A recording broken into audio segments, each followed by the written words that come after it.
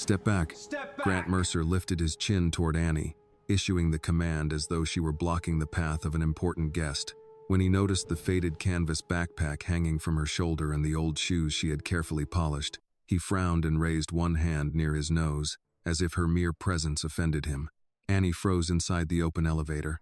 "Excuse me?" she asked cautiously. "Were you speaking to me?" Grant narrowed his eyes. "Is there anyone else in here?" Annie instinctively looked behind her, even though the elevator was completely empty. She had stepped inside only seconds earlier, believing it would take her to the 22nd floor, where the orientation for new interns was being held. The buttons were different from those in any elevator she had used before, and their arrangement had confused her. She had already been about to step out and ask the receptionist for directions when Grant appeared. "I'm sorry," Annie said. "I'm looking for the internship orientation. I think I may have taken the wrong elevator." "You think?" Grant snapped. "This is the priority elevator. Move." Annie tightened her grip on the strap of her backpack. "Yes, sir. I'm leaving now." She stepped toward the doors, but Grant blocked the opening before she could get out. Annie quickly leaned aside to avoid him.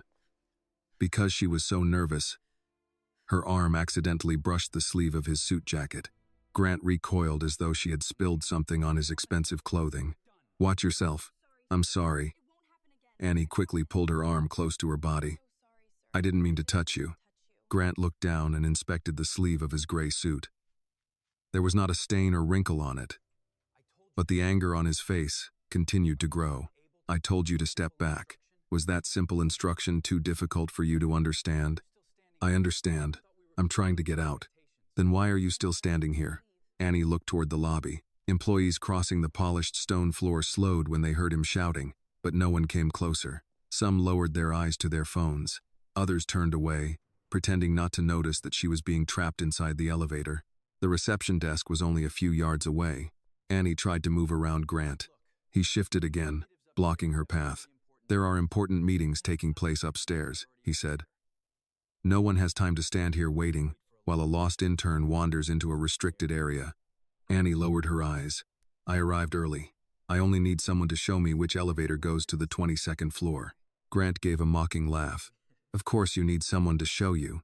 The remark hurt Annie more than his raised voice. Before leaving home, she had checked the address 6 times.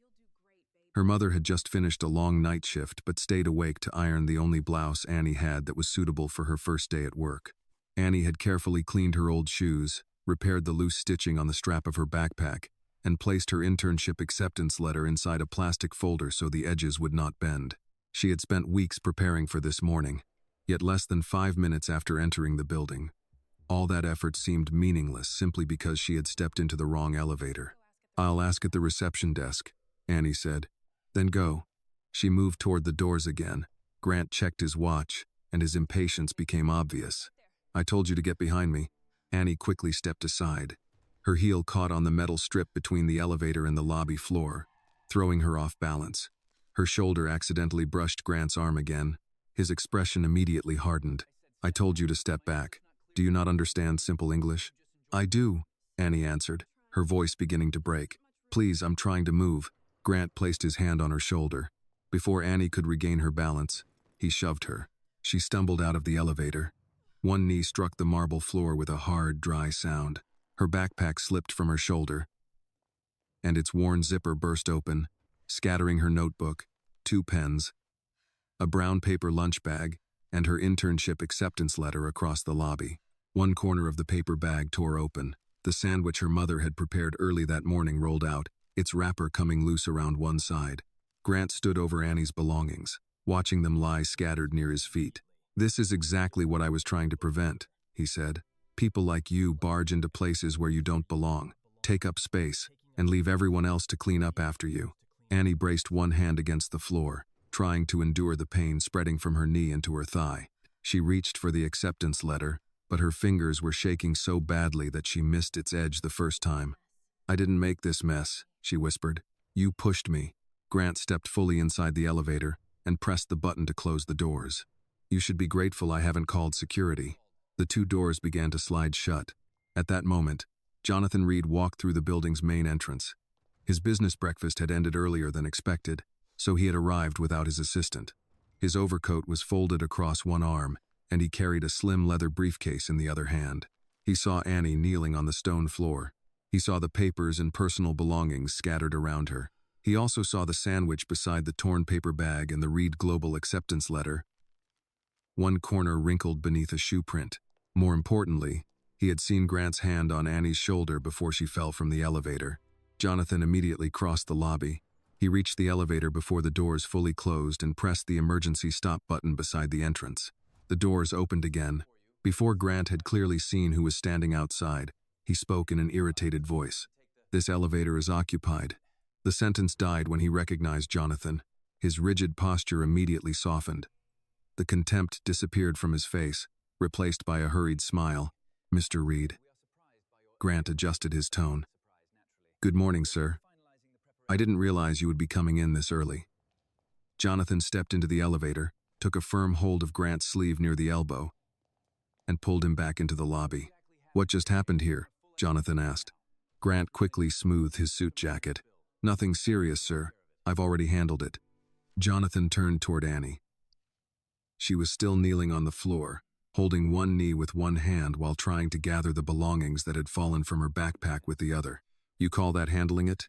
Grant followed his gaze and lowered his voice, as though Annie were an unpleasant problem that the two men needed to resolve discreetly. "She forced her way into the priority elevator. I asked her to leave, but she kept blocking the doors. Interns like her walk into an executive building without understanding how things operate here." Annie looked up. "That isn't what happened." Grant turned sharply toward her. "No one asked you." Jonathan's expression changed immediately. "I'm asking her." Grant quickly turned back to Jonathan. A flattering smile appeared on his face. "Of course, sir. I only mean that she is emotional and may not remember everything accurately. She entered without permission, blocked the doors, bumped into me, and then dropped her belongings everywhere. I was only trying to keep the elevator clean. We cannot allow people to dirty an executive elevator before the workday has even begun." Annie's cheeks burned. She wanted to defend herself, but her throat tightened. She lowered her head, picked up the torn paper bag, and tried to put the sandwich back inside. The meal her mother had gotten up early to prepare had touched the stone floor, yet Annie still wrapped it carefully. She did not want anyone to see how much one simple lunch mattered to her. Grant pointed toward the main entrance. "You need to leave. The internship department will contact you later." Annie's hand stopped at the opening of the paper bag. She had not yet received her employee badge, met her supervisor, or even entered the orientation session. If she walked out of the building now, Grant could tell everyone that she had caused trouble and been ordered to leave. Her mother was probably asleep after working through the night.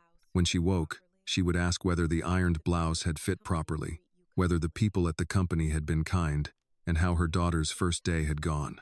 Annie did not know what she would say. She also did not know how to tell her mother that everything had ended before it had even begun, simply because she had stepped into the wrong elevator. Jonathan moved forward and positioned himself between Grant and the main entrance. "She is not going anywhere." Grant blinked. "Sir, you heard me, but she isn't authorized to be in this area." Jonathan bent down and picked up the internship acceptance letter from the floor. He looked at Annie Brooks's name, the Reed Global heading, and the clearly printed start date. A faint shoe print marked one corner of the page. He handed the letter back to Annie. "She took a wrong turn," Jonathan said. "That does not give you permission to put your hands on her." "I never pushed her." Annie looked up at Grant, disbelief clear in her tear-reddened eyes. Grant continued immediately. "She lost her balance. I may have placed my hand on her to guide her toward the door, but I did not use any force. You only saw the final moment." "I saw enough. Mr. Reed, with all due respect, she is exaggerating because she feels embarrassed."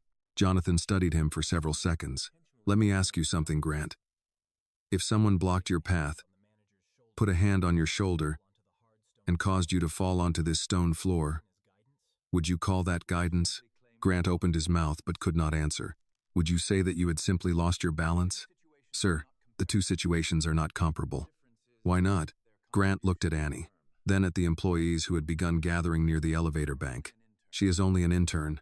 Jonathan's voice remained calm, but his eyes turned cold. "That is not an answer." Grant swallowed.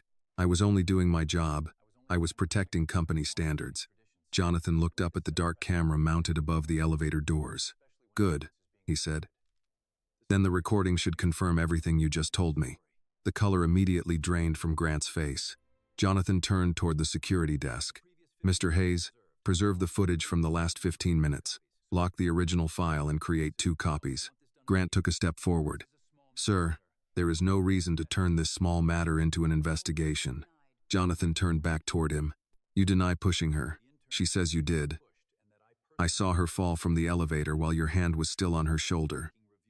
We have every reason to review the footage." Annie slowly stood. The pain in her knee made her sway, but she quickly steadied herself. She pressed the torn lunch bag and the internship letter against her chest, as though that were the only way to hide the fact that her hands were still shaking. When Jonathan turned to her, his voice softened. "Are you hurt, Miss Brooks?" Annie looked down at her knee. "It hurts a little, sir. We'll have someone examine it." Grant immediately shook his head. "That isn't necessary. She can go home, calm down, and return another day if the internship department still wants her." Annie tightened her grip on the letter. Jonathan did not take his eyes off her. "Miss Brooks, did you come here to begin your internship?" "Yes, sir." "Then you will remain here until we determine exactly what happened." Annie nodded. Her eyes were wet, but she kept her head raised. Walter Hayes left the security desk with the tablet in his hand and walked over slowly. The camera control system was already open on the screen, but the footage was not the first thing that caught his attention. His eyes settled on Annie's scraped knee, then moved to the crumpled paper bag she held tightly against her chest as though it were the only thing keeping her calm. "Would you like to sit down?" "I'm all right," Annie replied softly. She tried to stand straight, but every time she put weight on her injured leg, pain shot through the bruise on her knee. She quietly shifted her weight to the other leg, hoping no one would notice. Jonathan noticed anyway. "Bring her a chair, Mr. Hayes." Grant immediately stepped across Walter's path, placing himself between Walter and the elevator control panel. "Mr. Reed, the senior executives will be arriving soon. I think we should take this discussion upstairs." "No." Jonathan's voice was calm but firm. "The footage will be handled right here. Miss Brooks will remain here as well." Grant glanced around the lobby and lowered his voice. "Everyone is watching. They also watched you push her. I already explained that. I was only helping her move away from the elevator doors." Jonathan looked directly at him. "First, you said she deliberately forced her way inside. Then you claimed she was blocking the doors. Now you are saying she fell while you were trying to help her. How many more versions are you going to offer before you find one that sounds convincing?" Grant clenched his teeth. "I'm simply trying to explain a chaotic situation." Walter placed the chair beside Annie. She thanked him quietly and lowered herself into it, carefully drawing her injured leg back. The lunch bag made a small tearing sound beneath her tightening fingers. Annie quickly looked down and tried to fold the torn edge inward. She did not want anyone to see the flattened sandwich, the crumbled cookie, or the bruised apple inside. It was the lunch she had prepared for herself early that morning. It was also the only meal she could afford to bring on her first day as an intern. Walter sat near the security desk and entered his access code. The lobby camera system stores the original file on the building's server. "I can lock it so it cannot be automatically deleted." "Do it now," Jonathan said. "Then make a copy and transfer it to the legal archive." Grant moved closer. "Is that really necessary?" Walter's finger stopped above the screen. Jonathan noticed his hesitation. "Yes, it is absolutely necessary." Grant gave Walter a cold look. "Make sure you follow the proper chain of authorization." Jonathan turned toward him. "I just authorized it." Walter said nothing more. He selected the recording, locked the original file, and marked it for preservation. "The original file has been secured." "2 copies," Jonathan reminded him. "Yes, sir." Annie watched the progress bar slowly move across the screen. Her throat tightened. She knew the camera would clearly show Grant's hand on her shoulder. It would also show the moment he pushed her out, causing her to lose her balance and fall onto the hard stone floor. But the thought of watching it happen again made her hands turn cold. She did not want to see the fear on her own face. She did not want to hear her trembling voice as she tried to explain that she had only taken a wrong turn. Most of all, she did not want to see the people standing nearby, silently watching while no one stepped forward to help her. Grant noticed the uneasiness on her face. "There is no reason to keep her here," he said. "She needs time to regain her composure." Annie lowered her head and looked at her hands resting on the torn bag. Jonathan replied, "She will decide for herself whether she needs to leave." Grant turned toward Annie. His expression softened, and his voice was far gentler than it had been inside the elevator. "Annie, I understand that what happened this morning may have overwhelmed you. The most professional choice would be to go home, get some rest, and allow the company to review the situation without being influenced by unnecessary emotion." Annie looked up at him. His voice almost sounded caring, but she understood what he wanted. Once she walked out of the building, he could claim that she had left without permission. He could say that she was too emotional to continue. He could argue that she was not suited for the internship program. He might even make it appear that she had caused everything. Her lips parted, but she did not know how to respond. Jonathan spoke first. "Miss Brooks, only the internship department has the authority to decide whether you should be sent home. They have not yet been informed." "My orientation begins at 8:30, Annie said quietly. Jonathan checked the lobby clock. "Then we will contact the coordinator." Grant shook his head. "She has already disrupted the morning schedule. Perhaps the internship department should reconsider whether she is truly prepared to work in this environment." Annie tightened her grip on the bag until the paper tore a little more. She had spent months preparing her application. She had stayed awake through countless nights to complete the selection assessments. She had taken the first bus of the morning so she could arrive before her scheduled time. Yet in only a few minutes, Grant had managed to cast doubt on everything she had worked for. Jonathan looked at him. "On what grounds?" She ignored the instructions. She misunderstood a sign. She entered the executive elevator, and she was trying to leave. She made physical contact with me. Annie raised her head. "My arm only brushed against your jacket because you were standing in the doorway." Grant did not look at her. "That is not how I remember it. You told me to move, and I tried. You were careless. I apologized, but you kept talking instead of following instructions." Annie's voice grew quieter. "I was only trying to ask where I was supposed to go." Grant finally turned toward her. "You should have asked before entering an area reserved for senior leadership. I tried to ask at the reception desk, but they were helping someone else. So you made the decision on your own." Annie fell silent.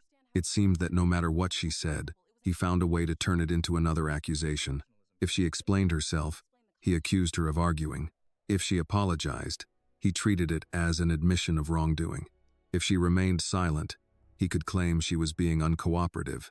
Jonathan stepped closer to Grant. She took a wrong turn inside a building she had never visited before. "You are trying to turn a minor mistake into evidence of a character flaw. I am questioning her judgment. You covered your nose while you were speaking to her." Grant's expression changed immediately. "What?" "I saw you do it when I entered the lobby. I was experiencing some irritation." "From what?" "The air. The floor. Cleaning chemicals. I don't know." Walter looked up from the tablet and turned toward Grant. Jonathan asked, "Did the irritation begin before or after you saw Miss Brooks?"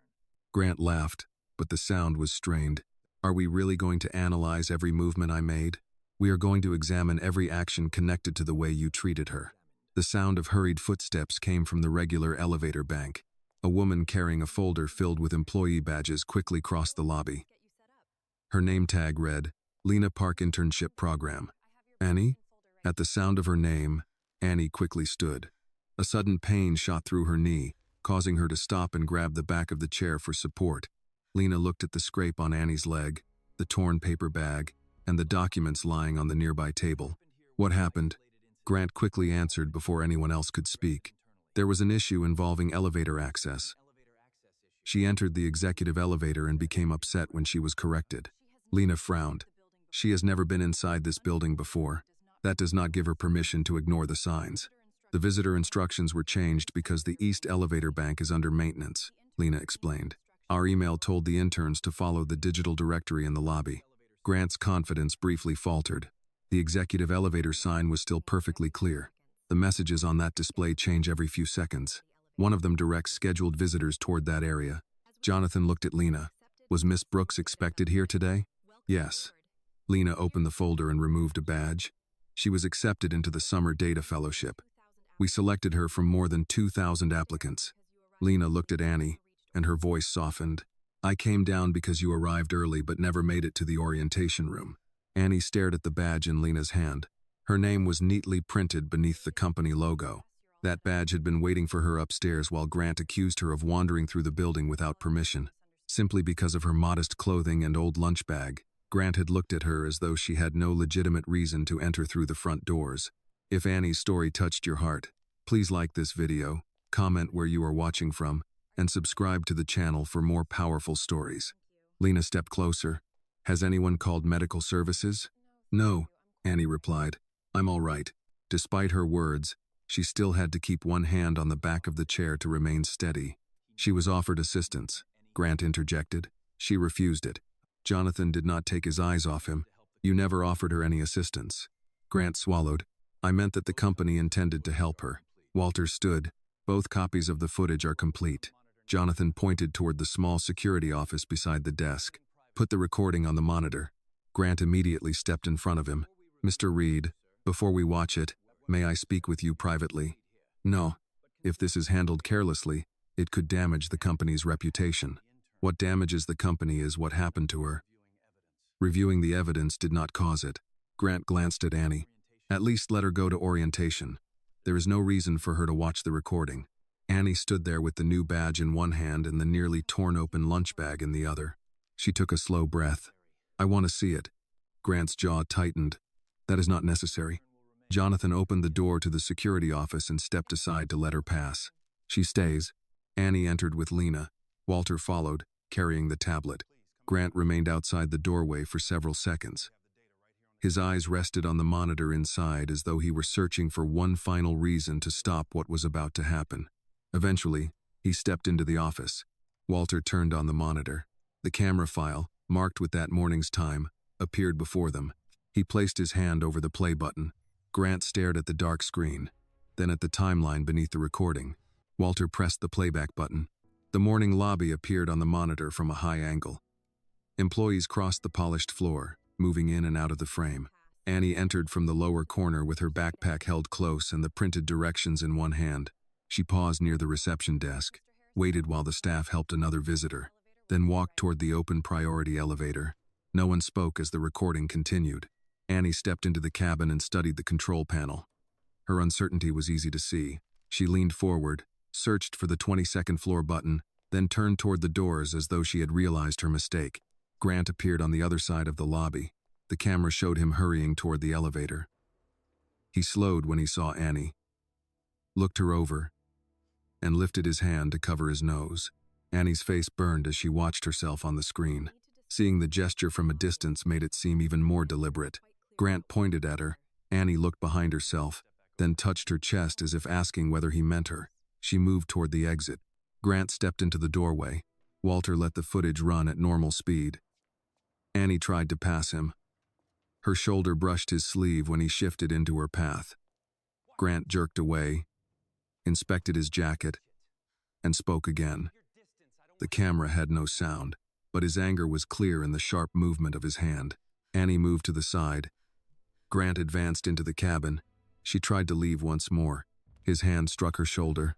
Annie stumbled onto the marble, and her belongings scattered across the floor. Lena covered her mouth. Grant stood inside the elevator and pressed the close button without offering any assistance. Jonathan entered the frame moments later, stopped the doors, and brought him back out. Walter paused the recording. Grant spoke first. That angle makes the contact look much stronger than it was. Jonathan kept his attention on the frozen image. Grant's arm was extended. Annie's foot had left the elevator floor. Play it again, Jonathan said. Grant raised a hand. Before we turn this into a spectacle, the camera does not record audio. None of you can hear what she was saying. Annie looked at him. I told you I was leaving. That is your account. It's what happened. You were upset and speaking over me. I was trying to ask where the other elevators were. Grant faced Jonathan. She may believe that now, but the situation moved quickly. I gave a lawful instruction. She refused to follow it, made contact with me, and became unsteady.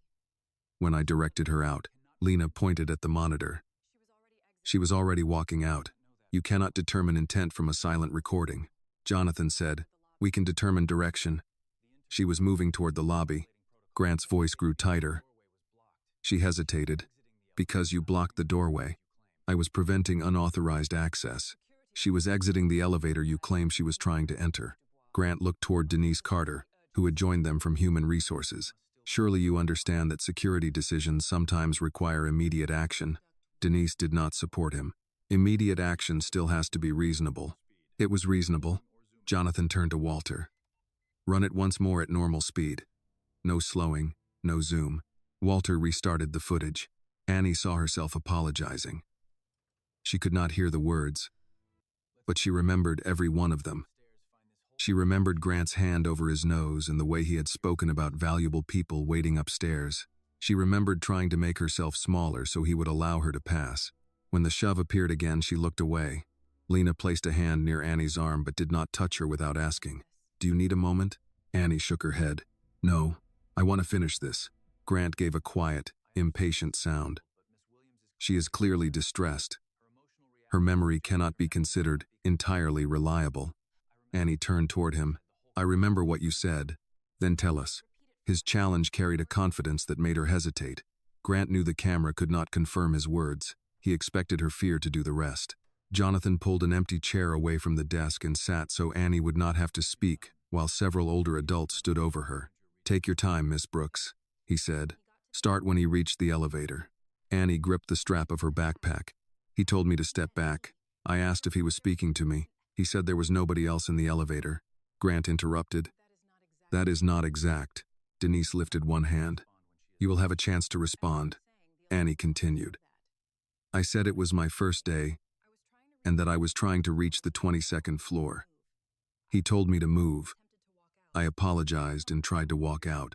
"What happened when your arm touched his jacket?" Denise asked. "He acted like I had done something disgusting. I apologized again. Then he said I did not understand plain English." Grant shook his head. "I would never say that." Annie's voice became smaller, but she did not stop. "He said the people using that elevator had important meetings and that their time had value. He said someone like me should know which entrance to use. I said employees should follow access rules. You asked if I was a delivery worker. That was a reasonable question. You did not wait for my answer." Grant turned to Denise. "This is becoming an interpretation of tone rather than a review of conduct." Annie looked down at the torn edge of her lunch bag. "He said a poor intern should not make the elevator dirty." Grant gave a sharp laugh. "That is completely false." Walter shifted beside the control desk. Jonathan noticed. "Mr. Hayes?" Walter rubbed one thumb against the edge of his tablet. "I heard part of it." Grant faced him. "You were at the security station?" "Yes, more than 20 feet away. The lobby carries sound. What exactly did you hear?" Walter hesitated. "I heard you say something about people upstairs having valuable time. Then I heard you tell her not to dirty the elevator." Grant's face tightened. "You are mistaken. I wish I were." Grant stepped toward Walter. "Be careful. You are making a formal accusation against a senior manager." Jonathan rose from the chair. "No, Mr. Mercer. He is answering a question. I am only reminding him that statements have consequences." "They do," Jonathan said. "So does attempting to frighten a witness." Grant stopped.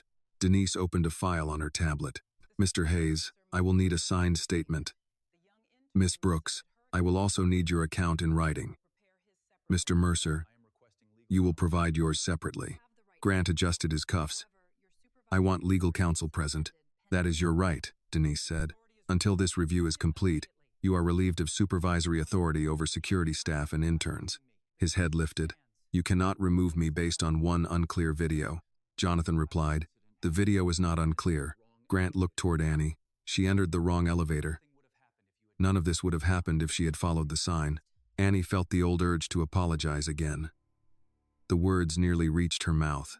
Then she looked at the screen, where the image remained frozen on Grant's hand against her shoulder. "I made a mistake," she said. "I was trying to correct it." Grant said nothing. "You saw me walking out," Annie continued. "You pushed me anyway." Jonathan turned to Denise. "Preserve every angle from the lobby, all access records, and any communication Mr. Mercer makes concerning this incident." Grant's face changed. "Are you monitoring me now?" "I am protecting the investigation." Lena handed Annie the temporary badge she had brought from upstairs. Annie read her name beneath the Reed Global logo. Her fingers still trembled, but she clipped it carefully to her cardigan. Grant watched her do it. Jonathan opened the security office door. Miss Brooks may attend orientation when she is ready. Mr. Mercer remains here. Annie walked toward the doorway with Lena. As she passed Grant, he lowered his voice. You have no idea what you are doing to your future. Annie stopped. Before she could answer, Jonathan spoke from behind them. I heard that. Grant's face lost what little color remained. Jonathan closed the door again. Add retaliation to the review. Denise entered Grant's final remark into the incident record, then turned the tablet so he could see it. Attempted retaliation against a witness and the reporting employee. She said, You were instructed not to address Miss Brooks. I was giving her professional advice. You were warning her about her future. Grant straightened his jacket. That is your interpretation. Jonathan stepped aside so Annie and Lena could leave.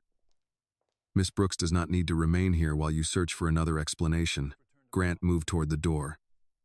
I should be allowed to return to my office. Denise shook her head. Your access is being temporarily restricted. You may remain in this office until legal counsel arrives. You're treating me like a criminal. We're protecting the records and the people involved. Grant looked at Jonathan. After 12 years, this is how I'm treated? Jonathan's face showed no sympathy.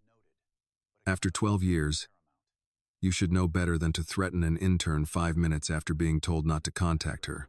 Annie followed Lena into the lobby. Her knee had begun to stiffen, and each step reminded her of the marble floor. She tried to hide the discomfort by walking slowly. But Lena noticed. There's an on-site health office on 21, Lena said. We can stop there before orientation. I don't want to miss anything else. You haven't missed anything that can't be covered. Annie glanced at the clock. Everyone will already know. They may know something happened. They do not know your side unless you choose to tell them. That won't stop them from guessing. No, Lena said. It won't. The honesty surprised Annie. She had expected reassurance, not an admission that the day could not be put back into its original shape. Lena picked up the damaged lunch bag from the chair. The bottom had torn further, and the sandwich was beginning to slide through. I'll get you another bag. My mother packed it. We're not throwing it away. Lena found a clean paper shopping bag behind the reception desk and placed Annie's lunch inside it. She gathered the notebook and pens, then returned the acceptance letter to its plastic folder. Annie touched the temporary badge clipped to her cardigan. Can they take this back? Not because you reported what happened. What if they say I wasn't ready for the building? You arrived early. You waited at reception. You followed the digital sign. Then you admitted when you realized you had made a mistake. Lena met her eyes. That is more responsibility than Mr. Mercer has shown all morning. They walked toward the general elevator bank. Several employees moved aside to let them pass. Annie could not tell whether they were being considerate or simply wanted distance from the incident. One man lowered his phone when Lena noticed it. Please don't photograph her, Lena said. I wasn't. You were. He slipped the phone into his pocket and walked away.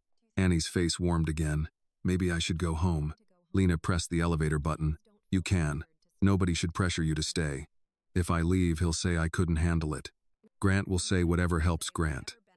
You cannot build your decision around his next lie. The elevator arrived. Annie hesitated before entering.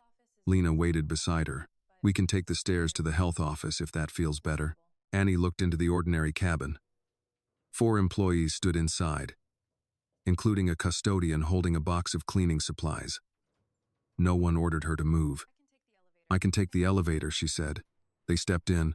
On the 21st floor, a nurse named Patricia Coleman examined Annie's knee. She cleaned the scrape, checked the movement of the joint, and placed a cold pack over the bruise. You may be sore for a few days, Patricia said. There is no sign of a serious injury, but I'm documenting everything. Annie sat on the edge of the examination table. Do I have to file a complaint? That decision is yours. My report only records what I see and what you tell me. I don't want people thinking I'm trying to get money. Patricia stopped writing. Who said anything about money? The manager said I might be looking for attention. A man who has just been caught often becomes very creative about somebody else's motives. Annie lowered her gaze. I went into the wrong elevator. Patricia pulled a chair closer and sat across from her. Did that authorize him to push you? No. Then keep those 2 facts separate. You can admit your mistake without accepting his conduct. Annie nodded. though guilt still pressed against her. I should have waited at the desk. Perhaps. And he should have spoken to you like a human being. Patricia gave her written care instructions and a small packet of pain reliever. Annie placed both inside her backpack beside the brass token. When they reached the 22nd floor, the orientation session had moved into a break.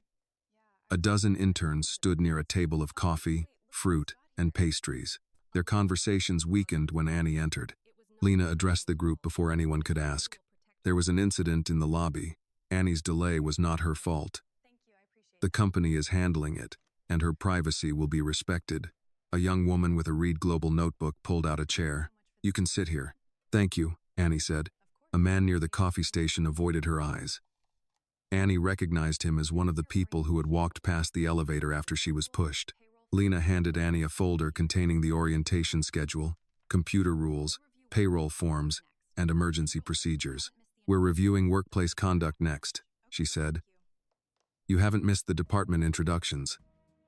Those begin after lunch. Annie opened the folder. On the first page, the company logo appeared above the same 4 words displayed in the lobby. Integrity, respect, accountability, service. Her fingers stopped on the page. From the hallway, Lena's phone rang. She stepped out to answer. Annie heard only one side of the conversation. Yes, this is Lena Park. A pause followed. How many complaints? Another pause. No, I was never informed. Lena moved farther down the hall, but Annie caught the final sentence. Please send the complete list to Mr. Reed and Human Resources. When Lena returned, concern showed in her face. Is something wrong? Annie asked. Lena sat beside her. Human Resources has begun reviewing Mr. Mercer's file, and you are not the first person who has reported problems with him. Annie looked across the room at the interns, pretending not to listen. How many? I'm not allowed to discuss private records. That means there were several. Lena did not answer directly. Annie's chest tightened. The thought that other people had experienced the same contempt did not comfort her. It made the morning feel heavier. Why was he still a manager? That is a question the company will have to answer. At the far end of the floor, Jonathan stepped out of another elevator with Denise. They spoke in low voices as they entered a conference room. Denise carried a folder much thicker than the one she had brought to the security office. Grant's name was printed across the front. Annie looked down at her new badge. For the first time that morning, she understood that the camera might prove what happened to her, but it could also reveal how long everyone else had chosen not to see him clearly. Inside the conference room, Denise placed Grant's personnel file on the table and opened it in front of Jonathan. The folder contained performance reviews, disciplinary notes, emails, and several complaints marked resolved. Jonathan read the first report. A receptionist had accused Grant of mocking her accent in front of visitors. The summary described the incident as a communication misunderstanding. The second came from a maintenance employee who said Grant had ordered him to use a service corridor while outside consultants walked through the main lobby. That report had been closed after Grant explained that he was protecting the company's professional image. A third complaint had been submitted by an intern. Grant had called the young man unpaid labor and made him carry personal packages to Grant's car. Human Resources had advised Grant to improve his tone. Jonathan closed the folder for a moment. How many times was he formally disciplined? None, Denise said. These reports go back 3 years. Yes. And each one ended with coaching? Most of them. Did anyone speak to the employees again after the cases were closed? Denise checked the notes. It doesn't appear so. Jonathan opened the folder again. Then the company did not resolve anything. It stopped documenting the discomfort. Denise sat across from him. Some complaints had no witnesses. Others involved temporary workers who left before the review was completed. That made their accounts easier to ignore. I'm not defending it. I know. I'm asking how a manager collected this many warnings without losing authority. Denise turned to another page. Grant consistently received strong operational evaluations. Meetings started on time. Executive visits ran smoothly. His supervisors considered him demanding, but effective. Jonathan read the phrase printed in 2 separate reviews. Demanding but effective, he said. That is a convenient way to praise results without asking who paid for them. On the other side of the floor, Annie sat with the other interns while Lena explained payroll forms and computer access. Annie tried to follow each instruction. but her attention kept moving toward the conference room. The young woman who had offered her a chair introduced herself as Sophie Martinez. "Do you want coffee?" Sophie asked. "No, thank you. There's tea too." "I'm okay." Sophie lowered her voice. "You don't have to keep saying that." Annie looked at her. "You said you were okay 3 times," Sophie explained. "You don't look okay." Annie touched the cold pack resting over her knee. "I'm trying to listen." "That makes sense." Sophie did not ask for details. She simply moved her notebook so Annie had more space on the table. Lena handed out tax forms and explained the internship payment schedule. Annie filled in her address, social security number, and emergency contact. Her pen stopped when she reached Maria's name. She imagined her mother asleep after the overnight shift. The phone beside her pillow as promised. Annie wanted to call, but she did not know what to say. The internship had not been canceled. Grant had not been allowed to send her away. Yet the morning still felt as though it had cracked open something she could not close. During the break, the interns moved toward the refreshment table. Annie remained seated until Lena approached. "Would you like me to bring you something?" "I have lunch." "It's not noon yet." "I meant water." Annie gave a small nod. "Water would be good." Lena returned with a bottle and sat beside her. "Are they investigating the other complaints now?" Annie asked. "Yes." "Did people say he pushed them too?" "I can't discuss their statements." "Did they report him before today?" "Some did." Annie looked toward the conference room door. "Then why did it take Mr. Reed seeing it himself?" Lena did not answer immediately. Sometimes a company creates a reporting system and assumes that means people are being heard. That doesn't answer the question. "No," Lena said. "It doesn't." Annie twisted the cap off the bottle. "If Mr. Reed hadn't walked in, would anyone have believed me?" The camera still existed. Mr. Mercer wanted to close the doors before anyone checked it. Lena's expression tightened. That is why the footage was protected. But somebody had to order it. "Yes." Annie took a drink, then lowered the bottle. "He knew that." "Who?" "Mr. Mercer. He knew I didn't have a badge yet. He knew nobody upstairs knew where I was. He thought he could tell the story first." Lena looked at Annie with new attention.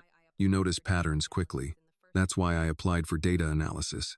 A man standing near the coffee table glanced toward them, then approached. Annie recognized him as the employee who had lowered his phone in the lobby. "My name is Evan," he said. "I'm in the finance internship group." Annie waited. "I saw part of what happened downstairs." Sophie stopped arranging sugar packets. Evan rubbed one hand over the back of his neck. "I should have helped."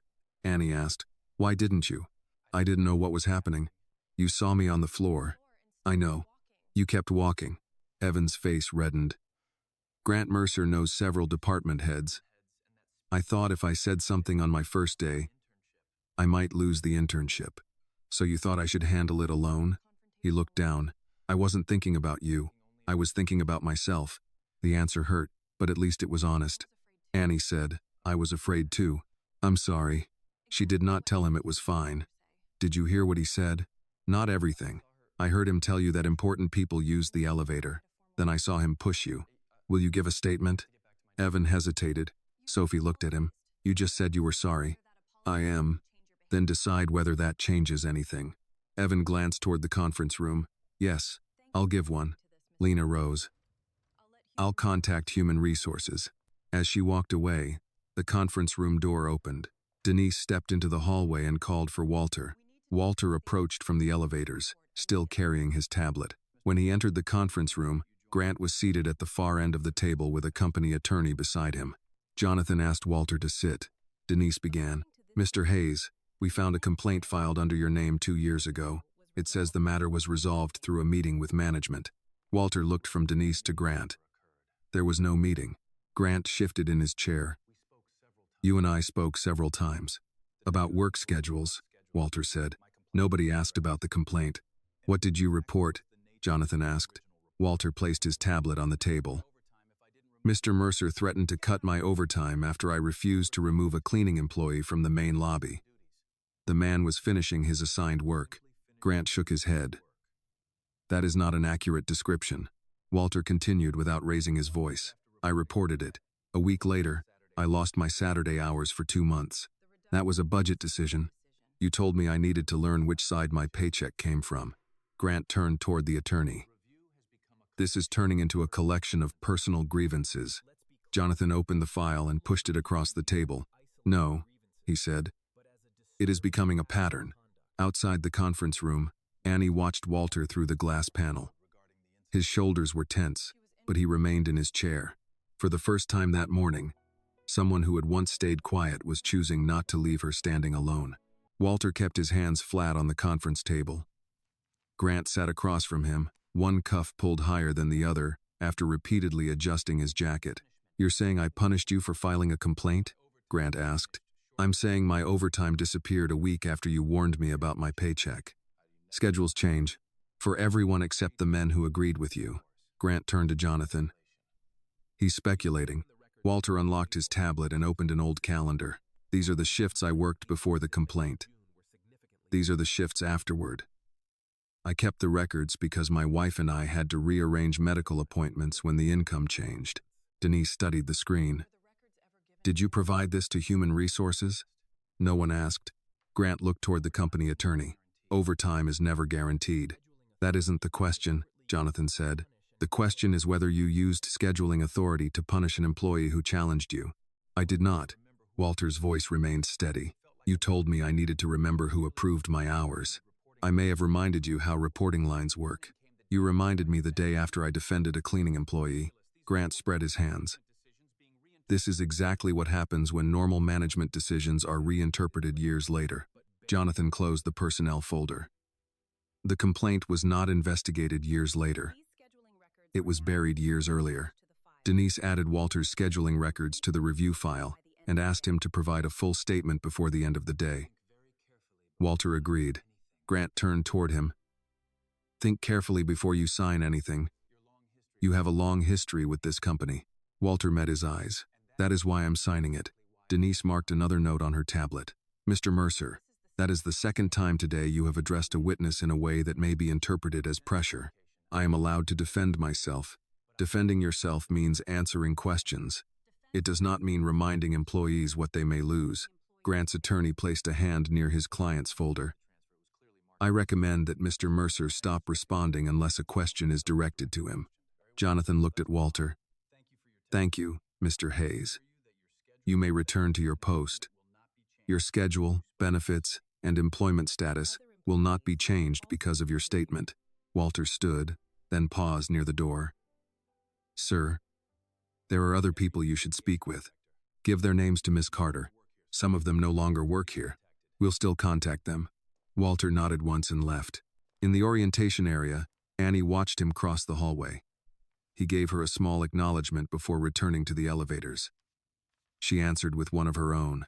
Evan came back from speaking with a human resources representative and sat 2 chairs away from her. "I gave them my statement," he said. Annie closed the payroll packet. "Did you tell them everything you saw?"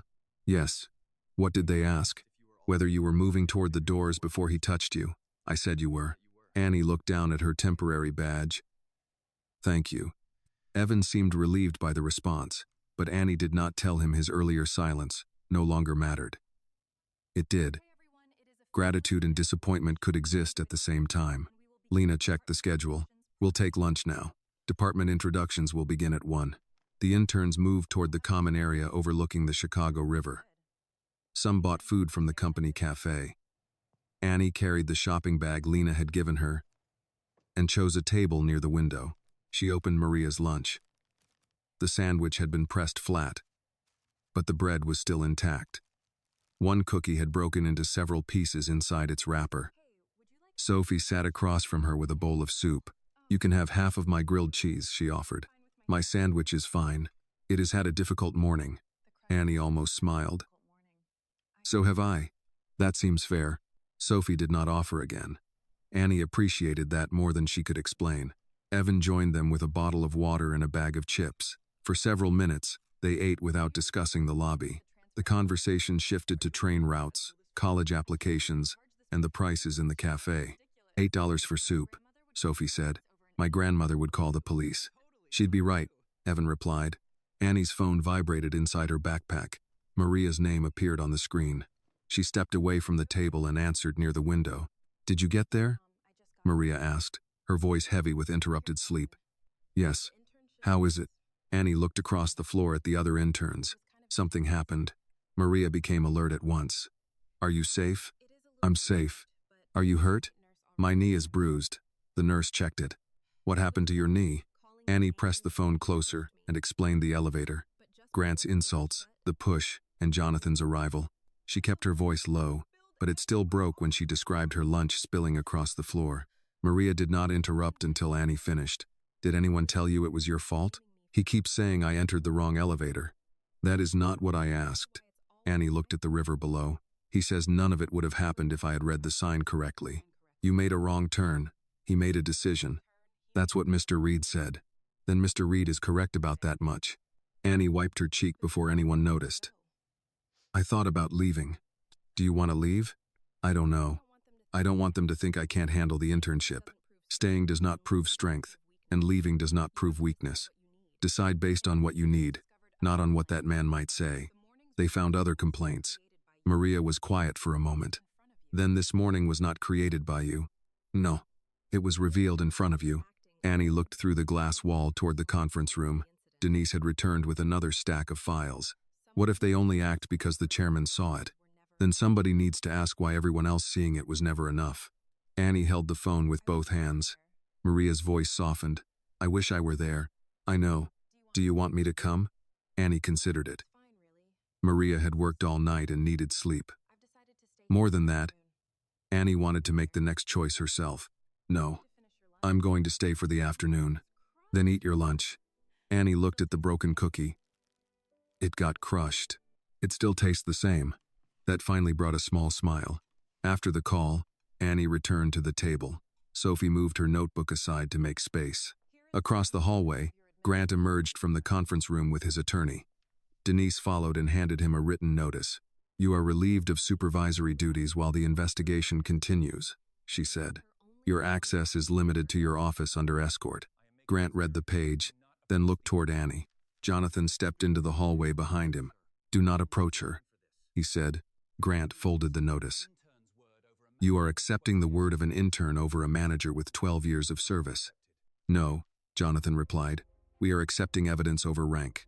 Grant's eyes moved to Annie's lunch, her worn backpack, and the temporary badge on her cardigan. This time, Annie did not lower her head. Grant turned away first. An attorney walked beside him while a security officer followed several steps behind. He kept the folded notice in one hand, crushing its edges each time they passed another employee. Lena waited until the elevator doors closed before leading the interns into the training room. We still have a full afternoon, she said. We'll begin with data security, then each department will introduce its summer projects. Annie opened her notebook, but her hand remained near the temporary badge on her cardigan. Grant's final look had unsettled her. She could still hear him questioning whether her word should count as much as his 12 years of service. Sophie leaned closer. You don't have to take notes on every sentence. I might miss something. You've written the emergency phone number 3 times. Annie looked down. Sophie was right. I didn't notice. That's okay. Lena began explaining how interns should handle confidential information. She spoke about strong passwords, protected files, and the duty to report suspicious requests. Annie tried to concentrate, but every rule seemed connected to the morning. Preserve evidence. Tell the truth. Do not allow rank to override procedure. Halfway through the session, Walter returned to the security desk downstairs. His phone vibrated before he reached his chair. The call came from a number he did not recognize, so he let it go to voicemail. A minute later, a message appeared. Walter put on one earbud and listened. Grant's voice came through in a controlled tone. Walter, I know emotions are running high. We've worked together a long time, and I would hate to see one confused morning damage several careers. Think carefully before you sign anything. Your overtime review is next month, and I know Elaine's medical expenses have not been easy. Call me before you speak to anyone else. Walter removed the earbud. For several seconds, he kept the phone in his hand. Grant had mentioned Elaine before, usually when approving an extra weekend shift. Walter had once mistaken those comments for concern. He saved the voicemail and called Denise. I received something you need to hear. Denise met him beside the security desk with Jonathan. Walter played the recording without adding an explanation. When it ended, Denise asked, "Did you give Mr. Mercer permission to discuss your wife's health?" "No." "Has he connected your overtime to her medical expenses before?" "He knows why I take extra shifts." Jonathan's mouth tightened. "Send the original message to Human Resources and Legal." Walter forwarded it. "I should have reported him again sooner," he said. Jonathan did not dismiss the admission. "Why didn't you?" Walter looked toward the lobby entrance. "I'm close to retirement. My wife needs the insurance, and I told myself Grant was only unpleasant. A man can explain a great deal to himself when his paycheck is involved. That fear is understandable. It didn't help the people he treated this way." "No," Jonathan said. "It didn't." Walter looked at him. "I saw how he spoke to Miss Brooks before you came through those doors. I heard enough to know she needed help. I still waited." Jonathan glanced toward the priority elevator. "What stopped you?" "I knew Grant could change my schedule with one phone call." "And what changed your mind?" Walter slipped the phone into his pocket. He pushed her, then expected all of us to help him rename it. Denise asked whether Walter was ready to provide a complete statement. "Yes. You may have to answer difficult questions." "I understand. Grant's attorney may suggest your account is influenced by your old complaint." Walter nodded. "Then I'll tell them about the complaint too." Jonathan extended his hand. Walter accepted it. "This company should have protected you when you first spoke," Jonathan said. Walter released his hand. "Then protect the next person before the chairman walks in." Jonathan accepted the correction without defending himself. Upstairs, the interns moved into the department introduction. A data analyst named Rachel Kim demonstrated a project measuring employee retention across regional offices. The charts displayed resignation rates, promotion patterns, and survey results. Annie began taking useful notes again. Rachel pointed to a line that rose sharply during the first 6 months of employment. "A high resignation rate tells us something is wrong, but it does not tell us why. Data shows where to ask better questions." Annie raised her hand before fear could stop her. "Do exit surveys include temporary workers and interns?" Rachel checked the slide. "Not consistently." "Then could the report be missing people who are most likely to leave without explaining why?" Rachel considered it. "Yes, that's a good observation." A few interns turned toward Annie. This time, their attention did not make her shrink. Rachel added a note to the presentation. "We should examine that gap." During the next break, Evan approached Annie near the water dispenser. "I heard Human Resources might interview me again," he said. "Are you worried?" "Yes." Annie waited. He looked through the glass wall toward the offices. "I keep thinking about how easy it was to walk past you. I told myself, a manager must know what he was doing. He counted on that." "I know." "Then tell them exactly what you saw." Evan nodded. "I will." Sophie joined them with 3 paper cups of water. She handed one to Annie. "Lena says the internship team is moving tomorrow's building tour to this afternoon," Sophie said. "They're going to explain every elevator sign." Evan gave an uncomfortable smile. "They should have done that before today." "Yes," Annie said. "They should have." Lena entered the room and asked Annie to step into the hallway. "Human Resources received another piece of evidence," she said. "Mr. Mercer contacted Mr. Hayes and mentioned his wife's medical costs." Annie's face tightened. "Because Mr. Hayes spoke for me?" "Because Mr. Hayes told the truth." "Can Grant change his hours?" "Not anymore. His authority has been suspended." Annie looked through the hallway window. Walter was visible far below at the security desk, helping an older visitor with the building directory. "He was afraid of losing his insurance," Annie said. "Yes, and he still gave the statement." "He did." Annie thought of how quickly she had judged the people who remained distant in the lobby. Their silence had hurt her, but fear was rarely simple. It could protect a person's job while leaving someone else exposed. "That doesn't make what happened right," she said. "No," Lena replied. "Understanding fear is not the same as excusing what fear allows." At the end of the afternoon session, Jonathan entered the training room carrying a thin policy binder. He addressed the entire group. The priority elevator was created for medical access, urgent operations, scheduled visitors, and time-sensitive travel. It was never intended to measure anyone's importance. He looked at Annie, but he did not single her out. "Today, that policy was used in a way I did not authorize. The signs will be corrected, but signs are not the larger issue. People are." An intern near the back asked, What happens when a manager ignores the policy?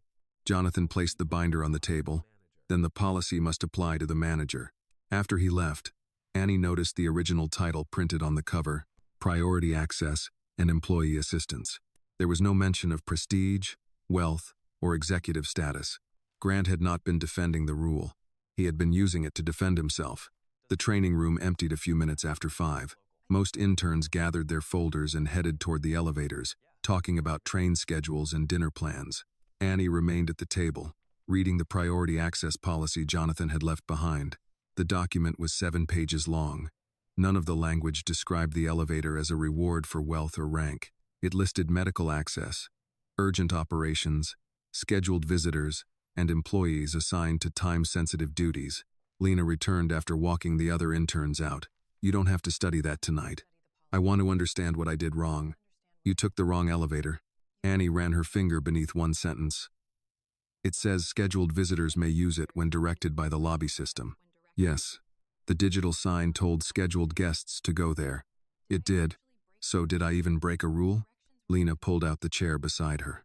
You followed incomplete directions. Even if you had ignored a clear sign, Grant still had no right to speak to you that way or touch you. Annie closed the binder. Everyone keeps saying those are separate things, because Grant keeps trying to combine them. If he convinces you that your mistake caused his decision, then he never has to take responsibility for what he chose. Annie glanced through the glass wall toward the hallway. Will they fire him? The investigation isn't finished. Do you think they should? Lena considered the question before answering. I think a manager who uses fear to control people should not remain in authority over them. That sounds like yes. It sounds like he should face the result of the evidence. Annie placed the binder on the table. I don't want people saying I destroyed his life. You did not write his emails, threaten Walter, ignore old complaints, or push yourself out of that elevator. The directness made Annie lower her eyes. Lena softened her voice. You are allowed to feel sorry for what may happen to him. Compassion does not require you to lie. Across the building, Jonathan sat with Denise and corporate counsel in a conference room on the 59th floor. The policy binder lay open beside a group of printed emails from Grant's account. Denise read one aloud. When senior visitors are expected, casual-looking staff should be redirected away from the priority elevator and main executive corridor. The attorney adjusted his glasses. The phrase is vague, but it creates obvious problems. Jonathan picked up another message. What does executive-level appearance mean? Denise shook her head. There is no approved standard with that wording. Grant used it 4 times. He sent instructions to reception, security, facilities, and event staff. Jonathan read the names of the employees who received the messages. Did anyone challenge him? One receptionist asked whether the policy applied to interns wearing business casual clothing. What did he say? Denise handed him the reply. Jonathan read it quietly, then placed it on the table. The attorney asked, What does it say? He told her to use judgment and remember which visitors reflected the company's image. Denise opened another file. We also found that Grant changed the informal name from Priority Access to VIP Elevator in several staff schedules. He created a class system from an emergency policy, Jonathan said. He may argue that he was trying to improve executive efficiency. Efficiency does not require deciding that a worn backpack makes someone unfit for an elevator. The attorney leaned forward. We should still separate what we know from what we suspect. The video confirms the push. Witnesses confirm some statements. The emails confirm misuse of policy. His intent may be disputed of policy. His intent may be disputed. Jonathan nodded. Then we document conduct. Not read his mind. Denise opened the original version of the policy. Jonathan's signature appeared on the final page. You approved this 7 years ago, she said. I approved a system intended to assist people who needed faster access. You did not approve Grant's language. No, but I also did not notice that employees had stopped using mine. The admission came without excuse. Denise said, Senior leaders cannot review every operational memo. They can review the culture their incentives create. Jonathan rose and walked to the window. Evening traffic moved along the river below. We reward managers for preventing delays, reducing complaints, and keeping executive visits smooth, he said. Grant learned that if the upper floors remained comfortable, nobody asked what happened downstairs. The attorney replied, That does not make leadership responsible for every individual act. No, it makes leadership responsible for whether the act can survive after people report it. Denise turned to the complaints file. 9 reports survived. They simply did not lead anywhere. Jonathan faced her. Then tomorrow we start with the people who filed them. Some may refuse to return. That is their right. Some may ask why we care now. They should. Jonathan picked up Grant's performance reviews. Each praised his attention to presentation, speed, and executive service. None included feedback from interns, custodians, receptionists, or security officers. Who evaluated him? He asked. His direct supervisors and senior clients within the company. People he wanted to impress. Yes. Did anyone ask the people he supervised? Not formally. Jonathan placed the reviews beside the complaints. Then we did not evaluate his character. We evaluated his ability to manage upward. His assistant called through the conference phone. Mr. Reed, Grant Mercer is requesting a private meeting before he leaves. Jonathan asked. Is his attorney with him? No. Mr. Mercer says this is personal.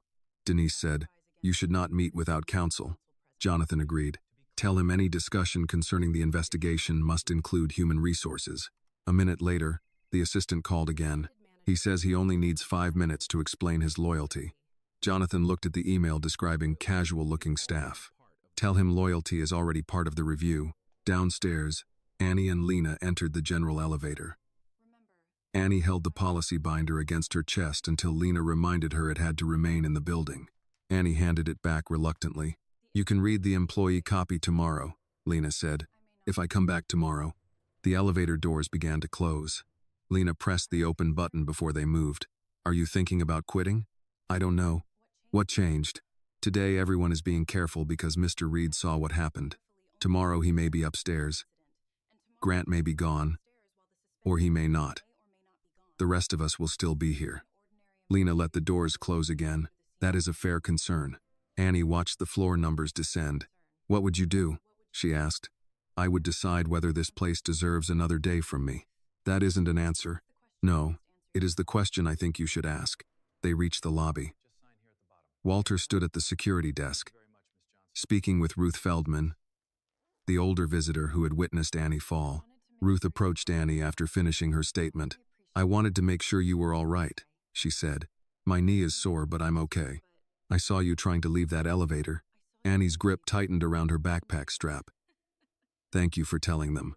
Ruth adjusted the strap of her handbag. I should have walked over sooner. You didn't know what was happening. I knew enough to see an adult frightening a young woman. Annie did not know how to answer. Ruth continued. Young people should not have to become fearless before older people decide to help them. She wished Annie a safe trip home and walked toward the revolving doors. Walter handed Annie a small plastic container. Inside was the brass transit token. You dropped this near the elevator, he said. It must have rolled under the security desk. Annie opened the container and touched the worn metal. I thought I put it back in my bag. You had a lot to pick up.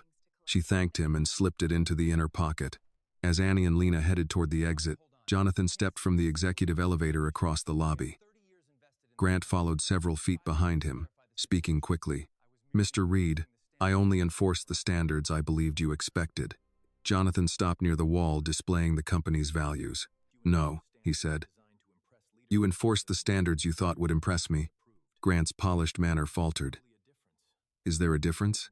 Jonathan glanced toward Annie, Walter, and the reception staff. There is now. Grant glanced from Jonathan to Annie, then adjusted his tie as if the movement could restore the authority he had lost. I'm not sure what you think you heard, he said. I was referring to professional standards. Jonathan faced him. You described her clothes, her backpack, and the condition of the elevator. Which of those concerns required you to put your hand on her?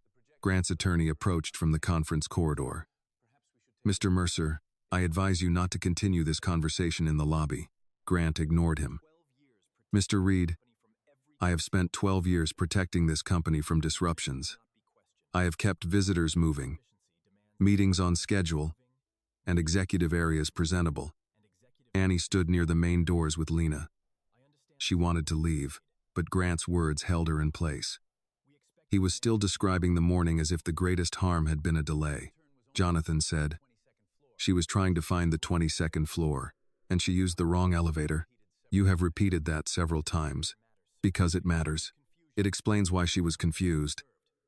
It does not explain your conduct. Grant turned toward Annie. You see what you've done? A simple access correction has become an investigation because you refuse to accept that some areas have standards. Lena stepped closer to Annie. You were instructed not to address her. I'm speaking in a public lobby. You're still addressing her. Annie felt the brass token inside her backpack and tightened her hand around the strap. What standard did I fail? Grant gave her a thin smile. You entered without checking whether you had permission. I asked for directions. You walked into the elevator first. I apologized. You kept arguing. I was trying to leave. Grant's voice sharpened. You bumped into me. Because you blocked the door. You had no awareness of the space around you. Annie looked at his suit, the expensive shoes, and the folded notice in his hand. You mean I had no awareness of your space? Grant's attorney touched his arm. That is enough. Grant pulled away. No, it isn't. Everyone is acting as though she had no part in this. People like her enter a professional environment, ignore how it works, and then expect the entire institution to protect them from embarrassment. Jonathan's expression changed. People like her? Grant paused. Walter had moved closer to the reception desk. Ruth had not yet reached the revolving doors. Several employees waiting for elevators turned toward the conversation. Grant lowered his voice. I mean inexperienced interns. That is not what you meant, Annie said. You do not know what I meant. I know how you looked at me. Now you are accusing me based on an expression? You covered your nose. I already explained that. You asked whether I was delivering something before you asked my name. That was a reasonable assumption. Why? Grant did not answer. Annie continued, her voice still unsteady. Was it the backpack? The shoes? My clothes? Grant looked toward Jonathan. This is exactly what I warned about. She is turning every detail into an accusation. No, Annie said. I'm asking why you decided what I was before I spoke.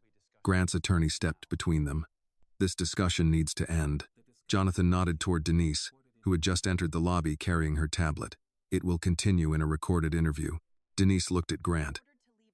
You were instructed to leave under escort. Instead, you approached the chairman and spoke directly to Miss Brooks.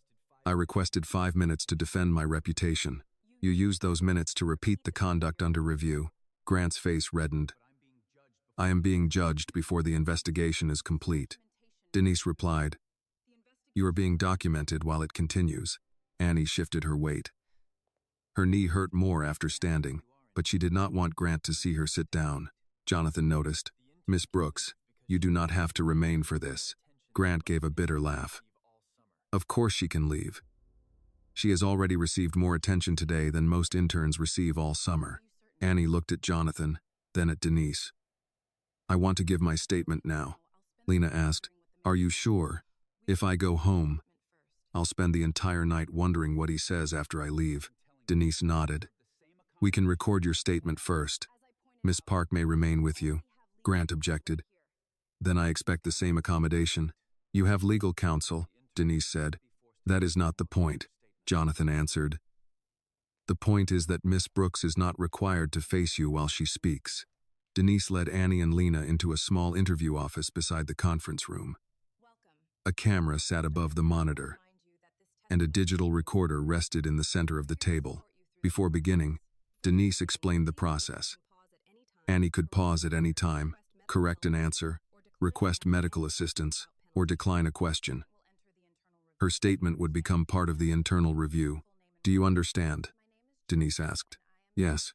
Please state your full name and role. Annie Brooks, Summer Data Fellow. Was today your first day inside this building? Yes.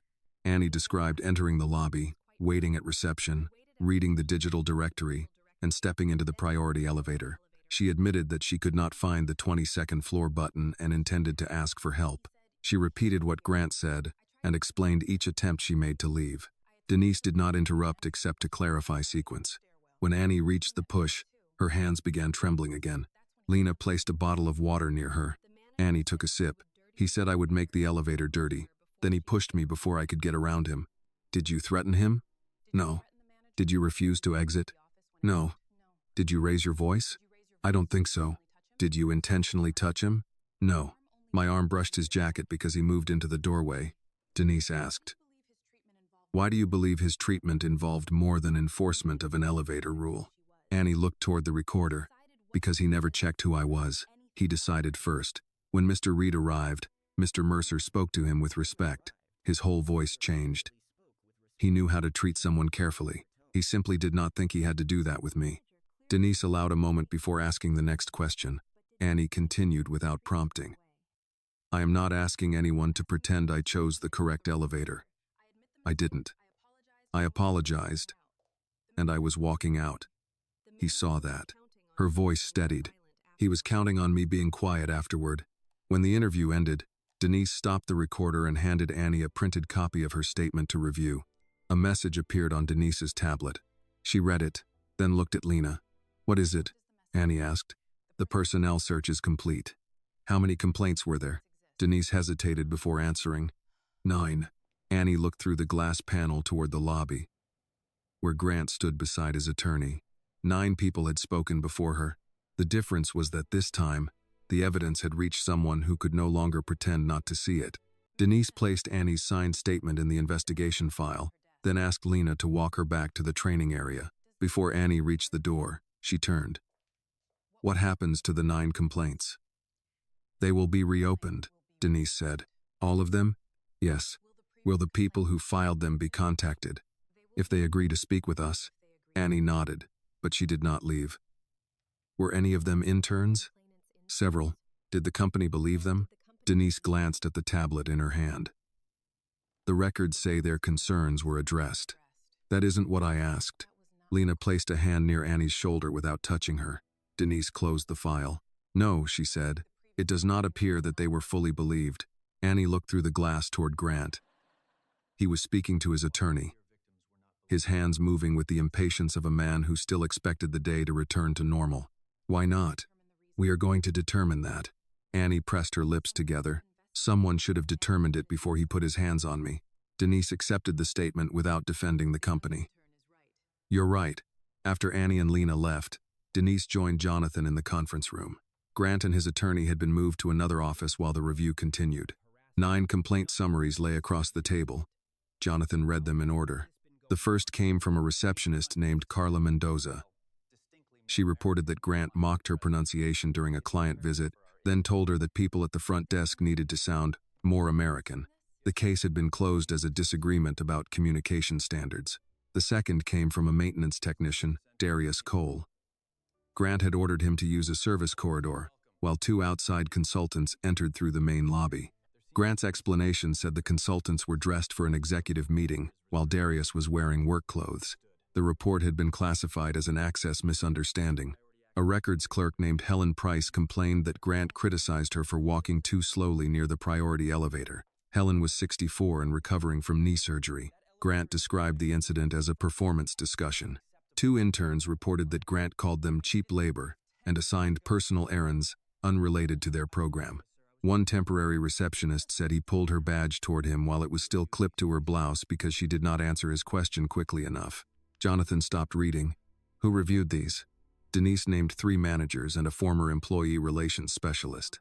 Did they interview the witnesses? Not in every case. Did they review camera footage? There are no requests attached to the files. Why were the cases closed? Denise turned one report toward him.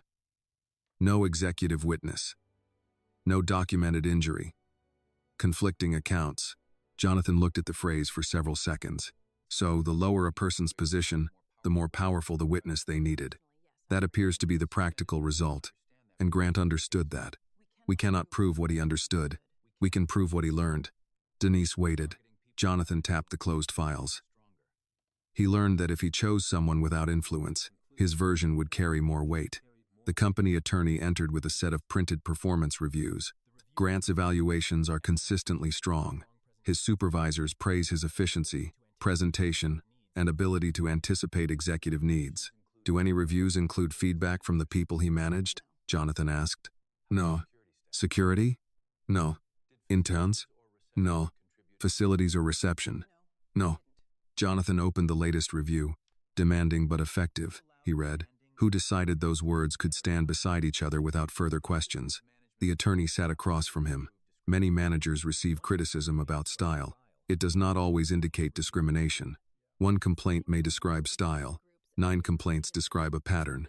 Denise added, the pattern also includes the same type of employee: interns, temporary staff, security, reception, maintenance, and older workers. People who could not affect his promotion, Jonathan said. The attorney folded his hands. We still need to handle the termination decision carefully. I agree. Grant will argue that today's incident is being used to reinterpret his entire career. Jonathan looked toward the glass wall. Today did not create those files. It gave us a reason to read them. Upstairs, Annie returned to the orientation room as the other interns completed their department preference forms. Sophie moved a chair out for her. Are you finished with the interview? For now. How did it go? They found 9 complaints. Evan stopped writing. Against Grant?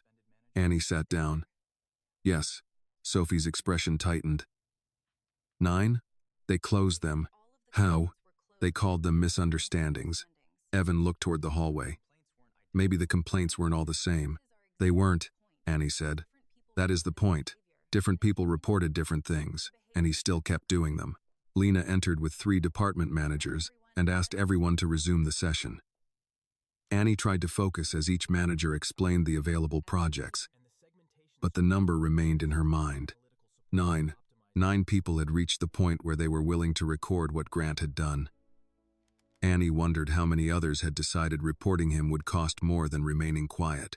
After the presentations, Lena asked the interns to rank their top 3 assignments. Annie chose workforce analytics first, operational data second, and public policy research third. Sophie glanced at her form. Workforce analytics? I want to understand how many warnings can disappear before someone calls them a pattern. That sounds bigger than a summer project. Maybe it should not be. Near the end of the workday, Denise called Annie back to the conference area. Jonathan was waiting beside the company attorney. You are not being asked to repeat your statement, Denise said. We need to tell you what the next steps are. Annie sat with her backpack on her knees. Jonathan said, the prior complaints will be independently reviewed. Mr. Mercer will remain removed from supervisory duties. He may not contact you, Mr. Hayes, or any other witness. Can he come back tomorrow? That has not been decided. Annie's fingers tightened around the strap. So I might see him again. Not without supervision, Denise said. That is not the same as no. Jonathan heard the fear beneath her question. You will not be required to share a work area with him. Security has been instructed to intervene if he approaches you. Annie looked from one adult to another. The other people probably heard promises too. Jonathan did not answer quickly. You are right to question us, he said. The company failed to act when earlier employees reported him. Why? Because his managers valued smooth operations. Because complaints from people with less authority were treated as personal disagreements. Because the system rewarded low complaint numbers without asking how those numbers stayed low. Annie looked at him. And because you did not see it. Yes. The answer surprised her. Jonathan continued. That cannot be the standard. An employee should not need the chairman standing nearby before the truth counts. Annie glanced toward the value wall visible across the lobby. What happens if the camera had not been there? Denise said, we would still interview witnesses. But Mr. Mercer already called me dishonest. Jonathan rested his hands on the table. Then the company must build a process that does not automatically place rank above credibility. Will you? We will begin. Annie shook her head. That sounds like something companies say after something bad happens. It does, Jonathan admitted. You should judge us by what changes, not by what I promised today. Denise's tablet sounded. She read the new message and passed it to Jonathan. What is it? Annie asked.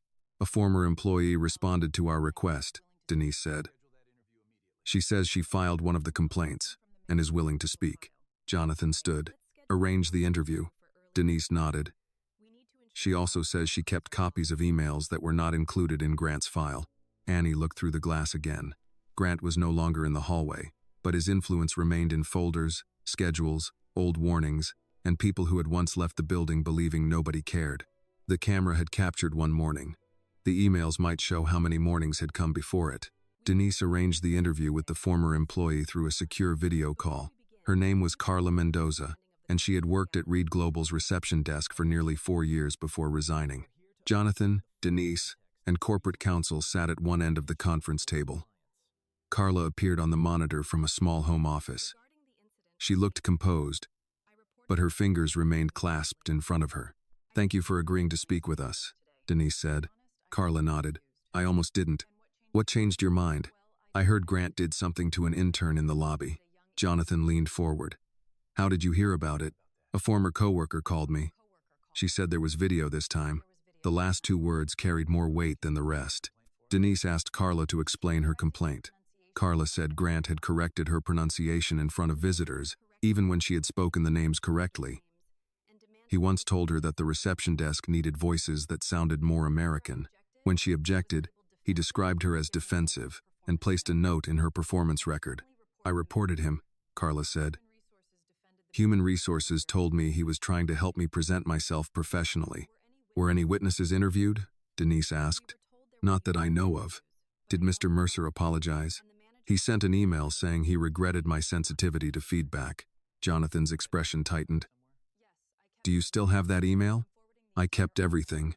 Carla forwarded several messages during the call.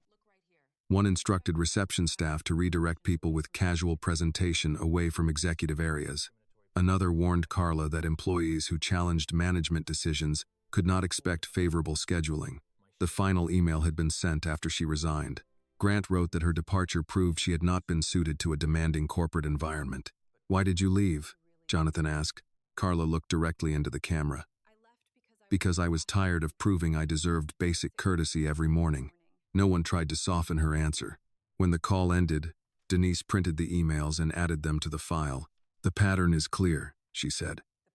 "We have the video. Inconsistent statements, witness pressure, policy misuse, and previous conduct." Corporate counsel nodded. "There is enough to support termination." Jonathan looked at the lobby through the conference room glass. Annie was seated with Lena, completing the last of her orientation forms. "Then why is Grant requesting mediation?" "He says he wants to apologize." "Does he accept responsibility?" Denise handed Jonathan a printed statement. He read the first line aloud. "I regret that Miss Brooks misunderstood my attempt to maintain proper elevator access." He placed the page down. "That is not an apology. It is the version his attorney approved. It blames her in the first sentence." Denise agreed. "Annie is not required to meet with him." Lena brought the request to Annie in a smaller office. "You may refuse," she said. "There will be no effect on the investigation or your internship." Annie read Grant's statement twice. "He says I misunderstood." "Yes. He still says he was maintaining access." "Yes. And he wants me to sit across from him while he reads this?" "He wants you to accept it as an apology." Annie folded the paper along its existing crease.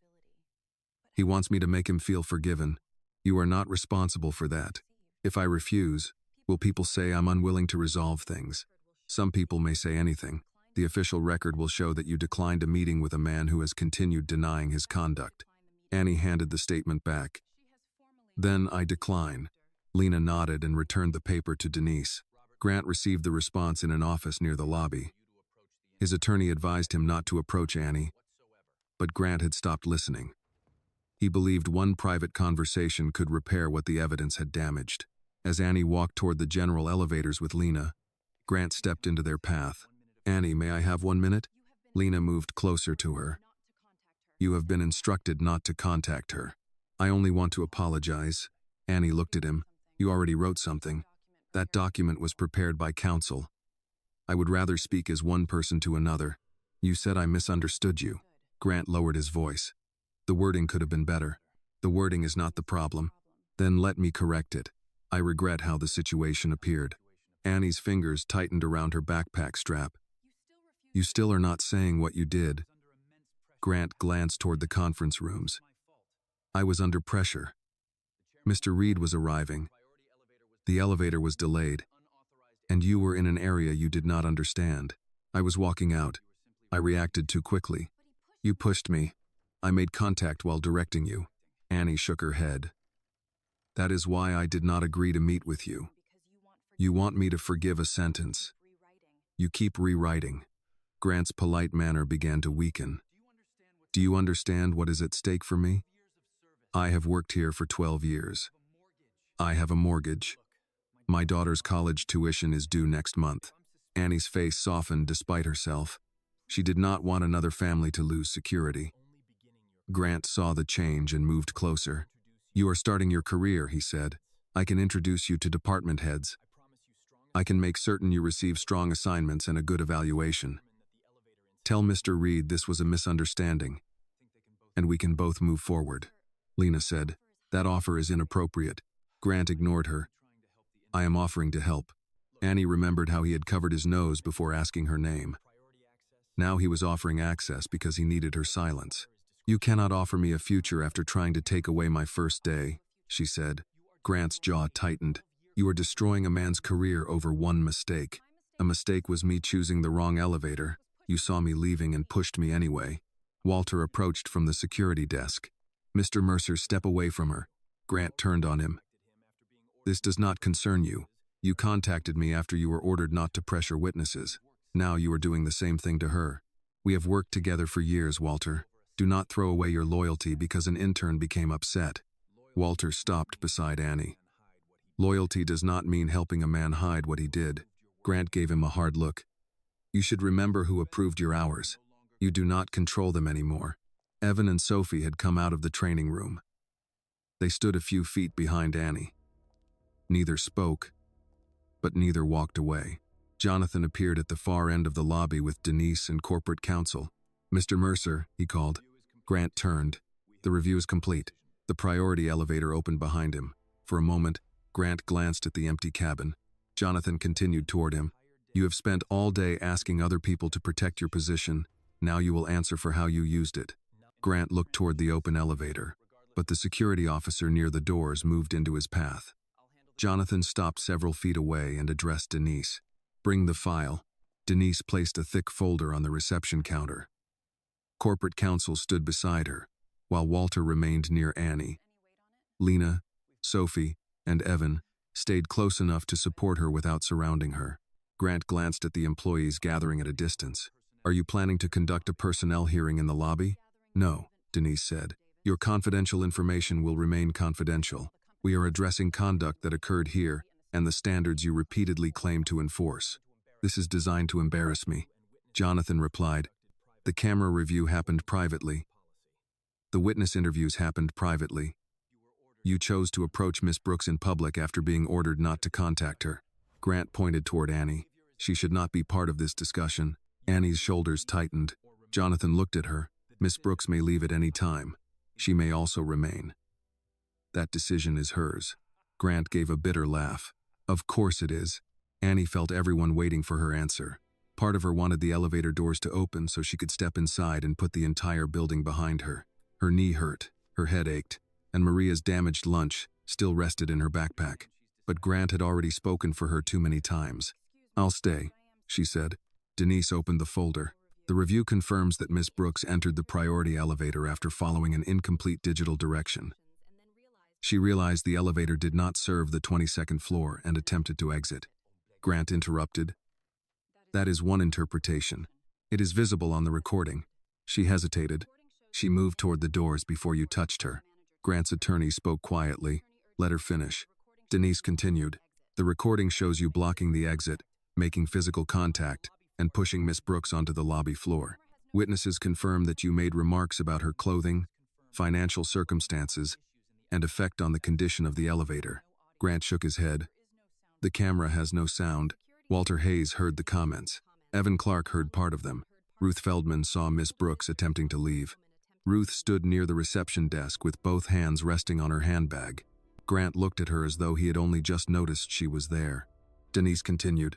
You then gave several inconsistent accounts. You said Miss Brooks forced her way inside, refused to move, blocked the doors, became aggressive, lost her balance, and was merely guided out. Those explanations do not match one another or the video. I was trying to remember an incident that lasted a few seconds. You remembered enough to accuse her before anyone asked for her account. Grant turned toward Jonathan. I made a decision under pressure. That is what managers do. Jonathan said, managers make decisions. They also answer for them. Denise lifted another document. After being told not to contact witnesses, you warned Miss Brooks about her future. You contacted Mr. Hayes, mentioned his wife's medical expenses, and referred to his upcoming overtime review. You later approached Miss Brooks again and offered career assistance if she described the incident as a misunderstanding. I tried to resolve the matter. You tried to influence testimony.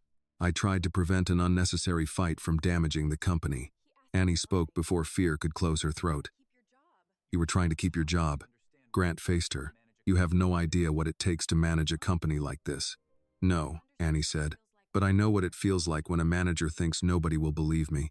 His attorney touched his sleeve. Do not respond.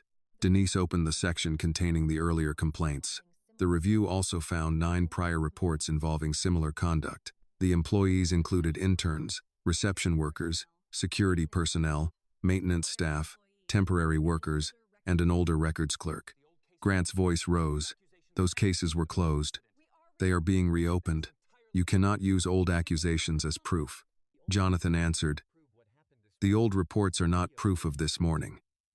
The video proves this morning. The reports show that this morning was not the first warning. Grant looked around the lobby. So this is what loyalty earns after 12 years? Walter stepped forward. You keep using that word as though everyone here owed you silence. I approved your overtime for years. You approved work that needed to be done. I helped your family. You reminded me of my wife's health when you wanted me afraid. Grant's mouth tightened, but Walter continued. I thought protecting my job meant avoiding men like you. Today I learned that avoiding you only left someone else in your path. Annie looked at Walter. He did not sound proud of himself. He sounded like a man finally willing to carry the truth without hiding its cost. Jonathan turned toward the wall behind the reception desk. The metal words were visible above them. Integrity, respect, accountability, service. I approved those words, he said. I approved the reporting process. I approved management structures intended to handle complaints before they reached my office. Grant seized the opening. Then you understand this was a system issue, not a reason to destroy one manager. It is a system issue, Jonathan replied. That does not erase your choices. He looked toward Annie, then Walter, Lena, and the reception staff. The company rewarded low complaint numbers without asking why people stopped reporting. We praised smooth executive visits without asking who was being pushed aside to create them. We evaluated managers through the opinions of people above them and ignored the people required to work below them. Corporate counsel shifted, but Jonathan continued. That failure reaches beyond Mr. Mercer. It reaches leadership, including me. Grant's expression changed. You are accepting blame? I am accepting responsibility for repairing what leadership allowed. You are still responsible for what you did. Ruth spoke from near the desk. That is the difference he keeps trying not to understand. Grant looked at her. You saw only a small part of the interaction. I saw enough to know she was moving out. You could not hear the full conversation. No, Ruth said. But I spent 38 years as a school principal. I know what it looks like when an adult frightens a younger person and then describes fear as defiance. Grant started to answer, but Ruth raised one hand. The camera did not choose her race. Her clothes did not move your arm. Your hand did. Annie lowered her gaze for a moment. Ruth's words did not remove the humiliation, but they placed it where it should have been from the beginning, with the person who caused it. Grant turned to Jonathan. What does she want? Money? A public apology? My position? Annie looked up. I want the record to say I was walking out. I want the other complaints reviewed. And I want the next intern who gets confused to receive directions instead of being treated like an object. That is all? Jonathan asked. That should have been enough this morning. Jonathan nodded. Denise placed the employee handbook and Grant's signed annual acknowledgement on the counter. Jonathan opened the handbook to a marked page and turned it toward Grant. You said you were defending company standards, he said. Before we discuss your employment, you will read the standard you claim to protect. Grant looked down at the printed words. For the first time that day, he could not replace them with his own version. Grant kept both hands at his sides. The employee handbook remained open on the reception counter, but he made no move to touch it. I will not participate in a public humiliation, he said. Jonathan's voice stayed level. You repeatedly said your actions reflected company policy. I am asking you to state that policy accurately. My attorney has advised me not to make further statements. Grant's attorney looked at him. I advised you not to discuss disputed facts. Reading an existing policy is different. Grant turned toward him with disbelief. You are supporting this? I am clarifying my advice. Denise moved the handbook closer. The reading does not replace the formal decision. You are not being offered continued employment in exchange for cooperation, so the decision has already been made. The evidence has been reviewed. Grant looked at Annie. And she gets to stand here and watch? Annie's fingers closed around the brass token inside her backpack. Part of her wanted to leave before he could make her feel responsible again. Then she remembered his offer to improve her assignments in exchange for changing her statement. I didn't ask you to read it, she said. You said you were protecting it. Grant's mouth tightened. Jonathan tapped the page once. Begin with the first marked paragraph. Grant looked around the lobby. No one appeared pleased by what was happening. Walter stood with his hands folded. Lena remained beside Annie. Ruth waited near the reception desk. Even the employees farther away watched with guarded expressions rather than excitement. Grant lowered his eyes to the handbook. Every person who enters Reed Global Property must be treated with dignity, he read. Regardless of title, income, age, race, disability, employment classification, or organizational rank. His voice was clear at first, though each word seemed to require more effort than the last. Jonathan said, Continue. Grant swallowed.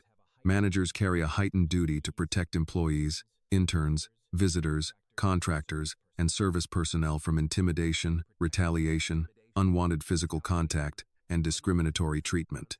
He stopped and closed the handbook halfway. I understand the language. Denise reopened it. There is one more marked paragraph.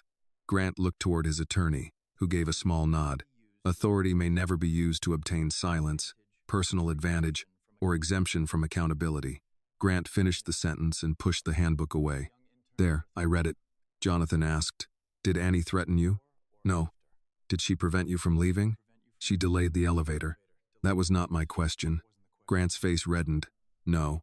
Did you believe she could harm you? No. Was she moving toward the doors? Grant glanced toward the security monitor across the lobby. She appeared to be moving. Did you place your hand on her? I made contact. Did that contact cause her to fall? She lost her balance. Jonathan waited a moment. If someone placed a hand on you and sent you to the floor, would you describe it that way? The situations are different. Because you are a manager? Because I would not enter a restricted elevator without checking. Annie spoke before Jonathan could respond. You still think choosing the wrong elevator gave you the right to push me? Grant faced her. I think people should accept consequences for their choices. So do I, she said. Walter lowered his head for a moment, hiding a brief expression of approval. Denise removed a document from the file. Mr. Mercer, Reed Global has completed its review of today's incident and the related conduct discovered during the investigation. Grant shifted toward his attorney. I want it noted that I dispute the process. It will be noted, Denise said. She read from the document. Your employment is terminated effective immediately for unnecessary physical contact, discriminatory treatment, abuse of managerial authority, providing false and inconsistent information during an internal investigation, attempting to influence witnesses, and violating direct instructions against contacting the reporting employee. Grant's face changed. You cannot erase 12 years in one afternoon. Jonathan answered, No one erased them. We reviewed them. I gave this company everything. You gave senior leaders the version of yourself you wanted them to see. I protected your schedule, your meetings, your reputation. You borrowed my name to frighten people who had less authority than you. Grant pointed toward the open file. Those old complaints were closed. They should not have been. That is a failure by human resources. It is also a leadership failure, Jonathan said. We will address it. It does not remove your responsibility. Grant turned to Annie. Are you satisfied now? Annie flinched at the bitterness in his voice, but she did not step away. No, she said. The answer surprised him. You wanted me fired. I wanted you to tell the truth. You knew what would happen. I did not decide what you did this morning. I did not write those emails. I did not call Walter and mention his wife. Grant's expression hardened. You will understand one day how quickly a career can disappear. Annie's voice remained quiet. Maybe that is why people with careers should be careful with people who are just starting theirs. Denise slid a property receipt across the counter. Your building access has been disabled. You may collect personal items from your office under supervision. Company equipment must remain. Grant ignored the paper and turned toward Jonathan one final time. I was loyal to you. Jonathan shook his head. Flattery is not loyalty. Loyalty tells the truth before the damage reaches the chairman. Grant looked as if he wanted to argue, but no new defense came. 2 security officers approached. Walter did not move to lead them. Jonathan had arranged for another officer to handle the escort so Walter would not be placed in a personal confrontation. Grant looked toward the priority elevator. The indicator light showed that the cabin was waiting on the lobby level. One of the officers directed him toward the general elevator bank instead. Grant gave a short, bitter laugh. So that is part of the punishment too? No, Denise said. Your priority access ended with your employment. The general elevator opened. A maintenance worker stepped out carrying a toolbox and moved aside to let Grant enter. No one applauded when the doors closed. Annie expected relief to come at once. Instead, exhaustion settled over her. Grant was gone, but the scrape on her knee remained. So did the damaged lunch, the earlier complaints, and the knowledge that several people had spoken before anyone acted. Walter approached her. I'm sorry I did not come over sooner, he said. Annie looked at him. You came forward when it mattered. It mattered before that. She had no answer that would make his regret disappear. Walter continued. I kept telling myself I was protecting my job. What I was really protecting was my fear. You could have lost your insurance. Yes, that was real. So was what happened to you. Annie nodded. Jonathan stepped closer but left enough distance that she did not feel surrounded. You should not have needed me to see it before the truth mattered, he said. You can't be in every lobby. No, that is why the process has to work when I am not there. He picked up her acceptance letter from the fresh folder Lena had prepared and handed it to her. Annie held it with both hands. Do I still have the internship? Jonathan's answer came without hesitation. You earned it before you walked through those doors. The acceptance letter trembled slightly between Annie's hands. Jonathan noticed, but he did not mention it. Denise closed Grant's file and asked, Would you like to go home for the rest of the day? You'll be paid for the full shift. Annie looked toward the lobby clock. It was a little after noon. She had spent the morning answering questions, watching the security footage, and defending actions that should never have needed a defense. Her knee ached beneath the bandage, and the food Maria had packed was crushed inside her backpack. Going home would have been reasonable. It also felt like allowing Grant to take the entire day from her. Is orientation still going on? Annie asked. Lena nodded. The department introductions are finished, but we can review them together. You can also begin the computer setup. Annie pressed the letter against her folder. I'd like to stay. Jonathan studied her face. You do not have to prove anything by staying. I know. Then why stay? Annie looked toward the elevators. Because I came here to start an internship. I still want to do that. Jonathan nodded. Then, that is what you'll do. Denise arranged for Annie to return to the on-site health office before going upstairs. Patricia examined her knee again, replaced the cold pack, and gave her written instructions for the evening. You may feel more soreness after you sit for a while, Patricia said. Keep the leg raised when you get home. I will. And you're allowed to feel upset. Annie gave a tired smile. Everyone keeps telling me I handled it well. You did. Then why do I feel like crying? Because handling something well does not make it easy. Annie lowered her eyes to the bandage. Patricia continued. People sometimes praise strength because it saves them from asking what the strong person needed. You needed someone to stop him sooner. The kindness in her voice nearly broke Annie's control. She wiped one cheek before the tear reached her chin. I'm sorry. Patricia handed her a tissue. There is nothing here that requires an apology. When Annie returned to the lobby, Jonathan was speaking with Denise, Lena, Walter, and 2 senior managers.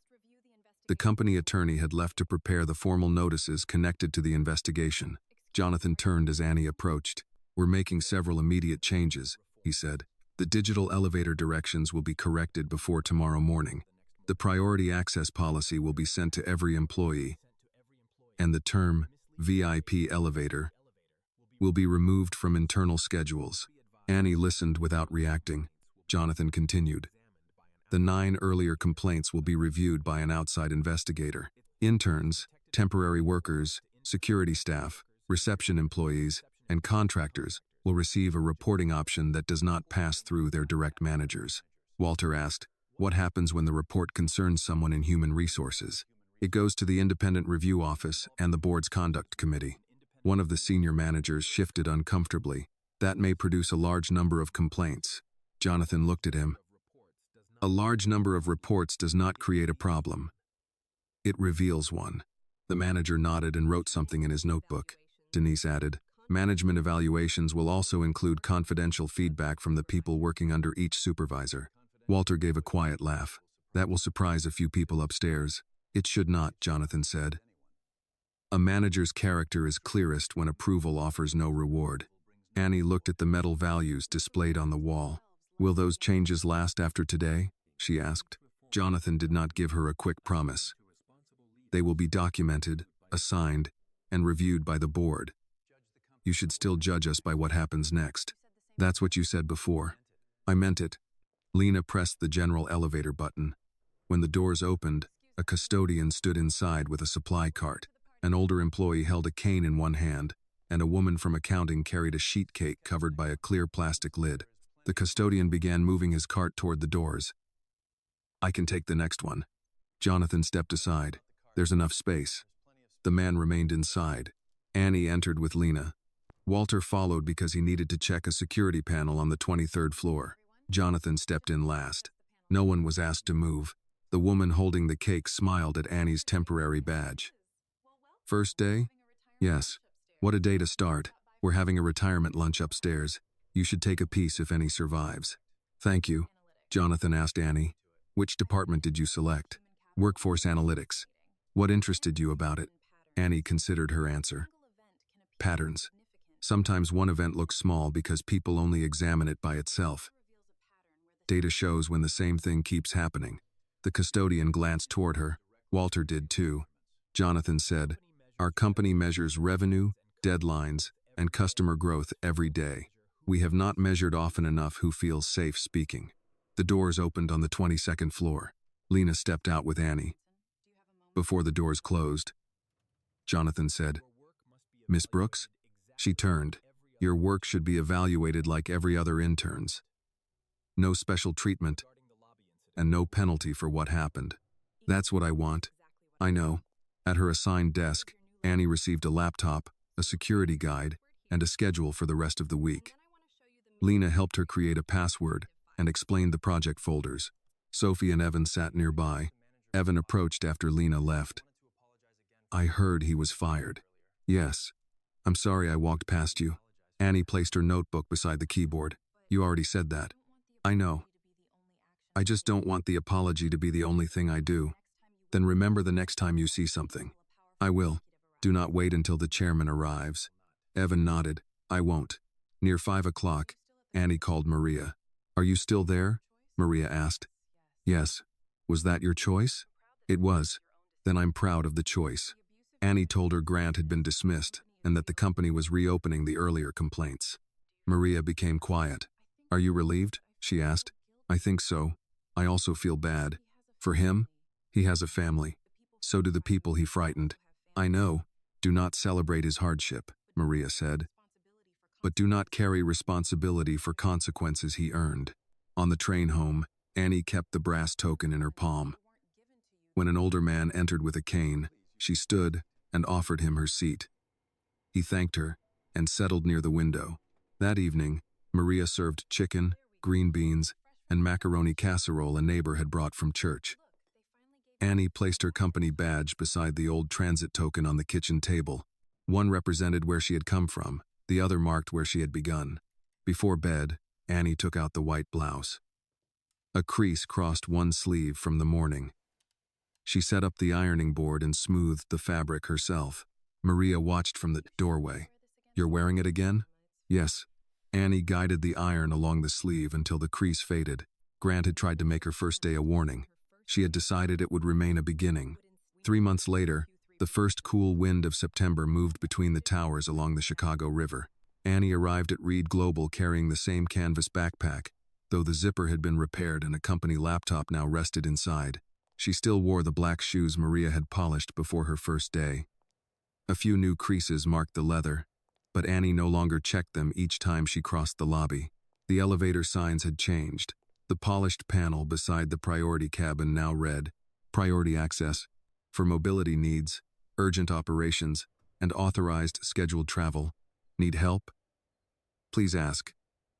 You will be treated with respect." Annie paused long enough to read the final sentence, then continued toward the general elevators. Her internship presentation began at 10. By 9:30, employees filled the conference area on the 22nd floor. Managers sat beside reception workers, security officers, analysts, and maintenance staff. Jonathan took a seat in the second row rather than at the center table.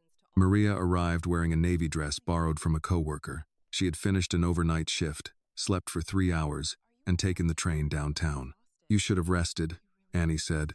"I rested enough. You say that every time you don't." Maria adjusted the collar of Annie's blouse. "And you still need to stand straight." Annie smiled. "You ironed this shirt twice the first time I wore it. It needed it." "It didn't." Maria examined one sleeve. "It could use it again." Walter approached with his wife, Elaine, who carried a covered tray. "Lemon bars," Elaine said. "Walter told me interns survive mostly on coffee and food they don't have to buy." Maria accepted the tray. "Then you understand young professionals." Walter's retirement was scheduled for December. He had chosen to remain long enough to help train the new security team. His old complaint had been corrected, his lost overtime had been reviewed, and Grant's voicemail was now part of the company's management training. "You ready?" Walter asked Annie. "I was until everyone arrived." "That means you're paying attention." Lena called the audience to order and introduced Annie without mentioning the elevator incident. Annie Brooks joined the Workforce Analytics team as a summer data fellow. Her project examines why new employees leave some departments at higher rates than others. Annie stepped to the front and connected her laptop. Her hands shook when the first chart appeared. But she did not apologize. She showed that interns from lower-income neighborhoods received fewer invitations to informal mentoring meetings. Temporary workers reported misconduct at a lower rate than permanent employees, yet they left their assignments more often. Departments with unresolved complaints also had higher resignation rates during the first 6 months.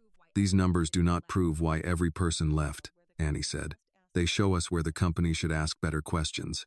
A manager raised his hand. "Could the differences reflect job performance rather than workplace treatment?" "In some cases, yes," Annie replied. "That is why the data should begin an investigation, not replace one." But when the same departments lose interns, temporary staff, older workers, and employees from minority groups at higher rates, calling each departure an individual problem stops being reasonable. She changed the slide. One complaint may appear isolated. 9 complaints may still be filed in separate folders.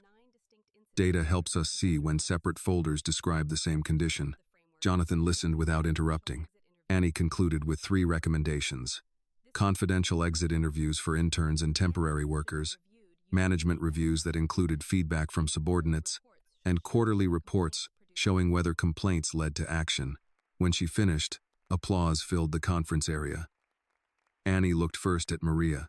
Her mother did not clap the loudest. She simply nodded, the way she did when Annie had completed work properly. Jonathan waited until the questions ended before approaching. "This is useful," he said. "That sounds less enthusiastic than the applause." "It is more useful than applause." Annie smiled. "I'll accept that." He handed her a sealed envelope. "A recommendation letter. Reed Global would welcome another application from you next summer, but you should consider every opportunity available." "No automatic offer?" "You asked to be evaluated like every other intern." "I did." "And you were?" Maria joined them. Jonathan offered his hand. "Miss Brooks, thank you for trusting us with Annie's first professional experience." Maria shook his hand. "Trust is not something you receive once, Mr. Reed. It is something you keep earning." Jonathan nodded. "That lesson has been repeated here often lately." After the reception, Annie returned upstairs to collect a notebook. When she came back to the lobby, a young internship applicant stood between the elevator banks holding a printed appointment email. Her dress was simple, and she kept checking the signs. She stepped toward the priority elevator, read the panel, then quickly moved away. "I'm sorry," she said to no one in particular. Annie recognized the nervous movement. "Which floor do you need?" she asked. 22. "I have an interview, but I can't tell which elevator goes there. The main bank is this way. I'll walk with you." The applicant glanced at Annie's badge. "Do you work here?" "Until the end of today." "Was it hard to learn the building?" Annie considered the question. The building was easier than some of the people, but both improved. The priority elevator opened beside them. Jonathan stood inside with a maintenance worker carrying a tool case and an older employee using a walker. The maintenance worker began shifting the case toward the door. Jonathan pressed the open button. "There's room." The man remained inside. Annie guided the applicant toward the general elevator. As they entered, an employee hurried across the lobby, raising one hand. Annie held the doors. "Thank you," he said as he stepped inside. The applicant looked at Annie. "I feel foolish for getting confused. You don't have to apologize for not knowing the way on your first day." The doors began to close. Annie touched the brass transit token inside her backpack, then pressed the open button again for an older woman approaching with a cane. There was enough space. No one had to step back so someone else could rise. This story reminds us that a person's dignity is never determined by age, race, clothing, wealth, or job title. Real character appears in how we treat those who have less power, especially when no reward is offered for doing the right thing. Annie's courage, Walter's honesty, and Jonathan's willingness to accept responsibility show that justice requires more than good intentions. It requires truth, accountability, and action. A strong workplace is not measured by polished walls or impressive titles, but by whether every person is treated with respect. This video is a work of fiction created with the assistance of artificial intelligence. All characters, events, and situations are not real and do not represent any actual people or true stories. The content is intended for storytelling and emotional illustration only.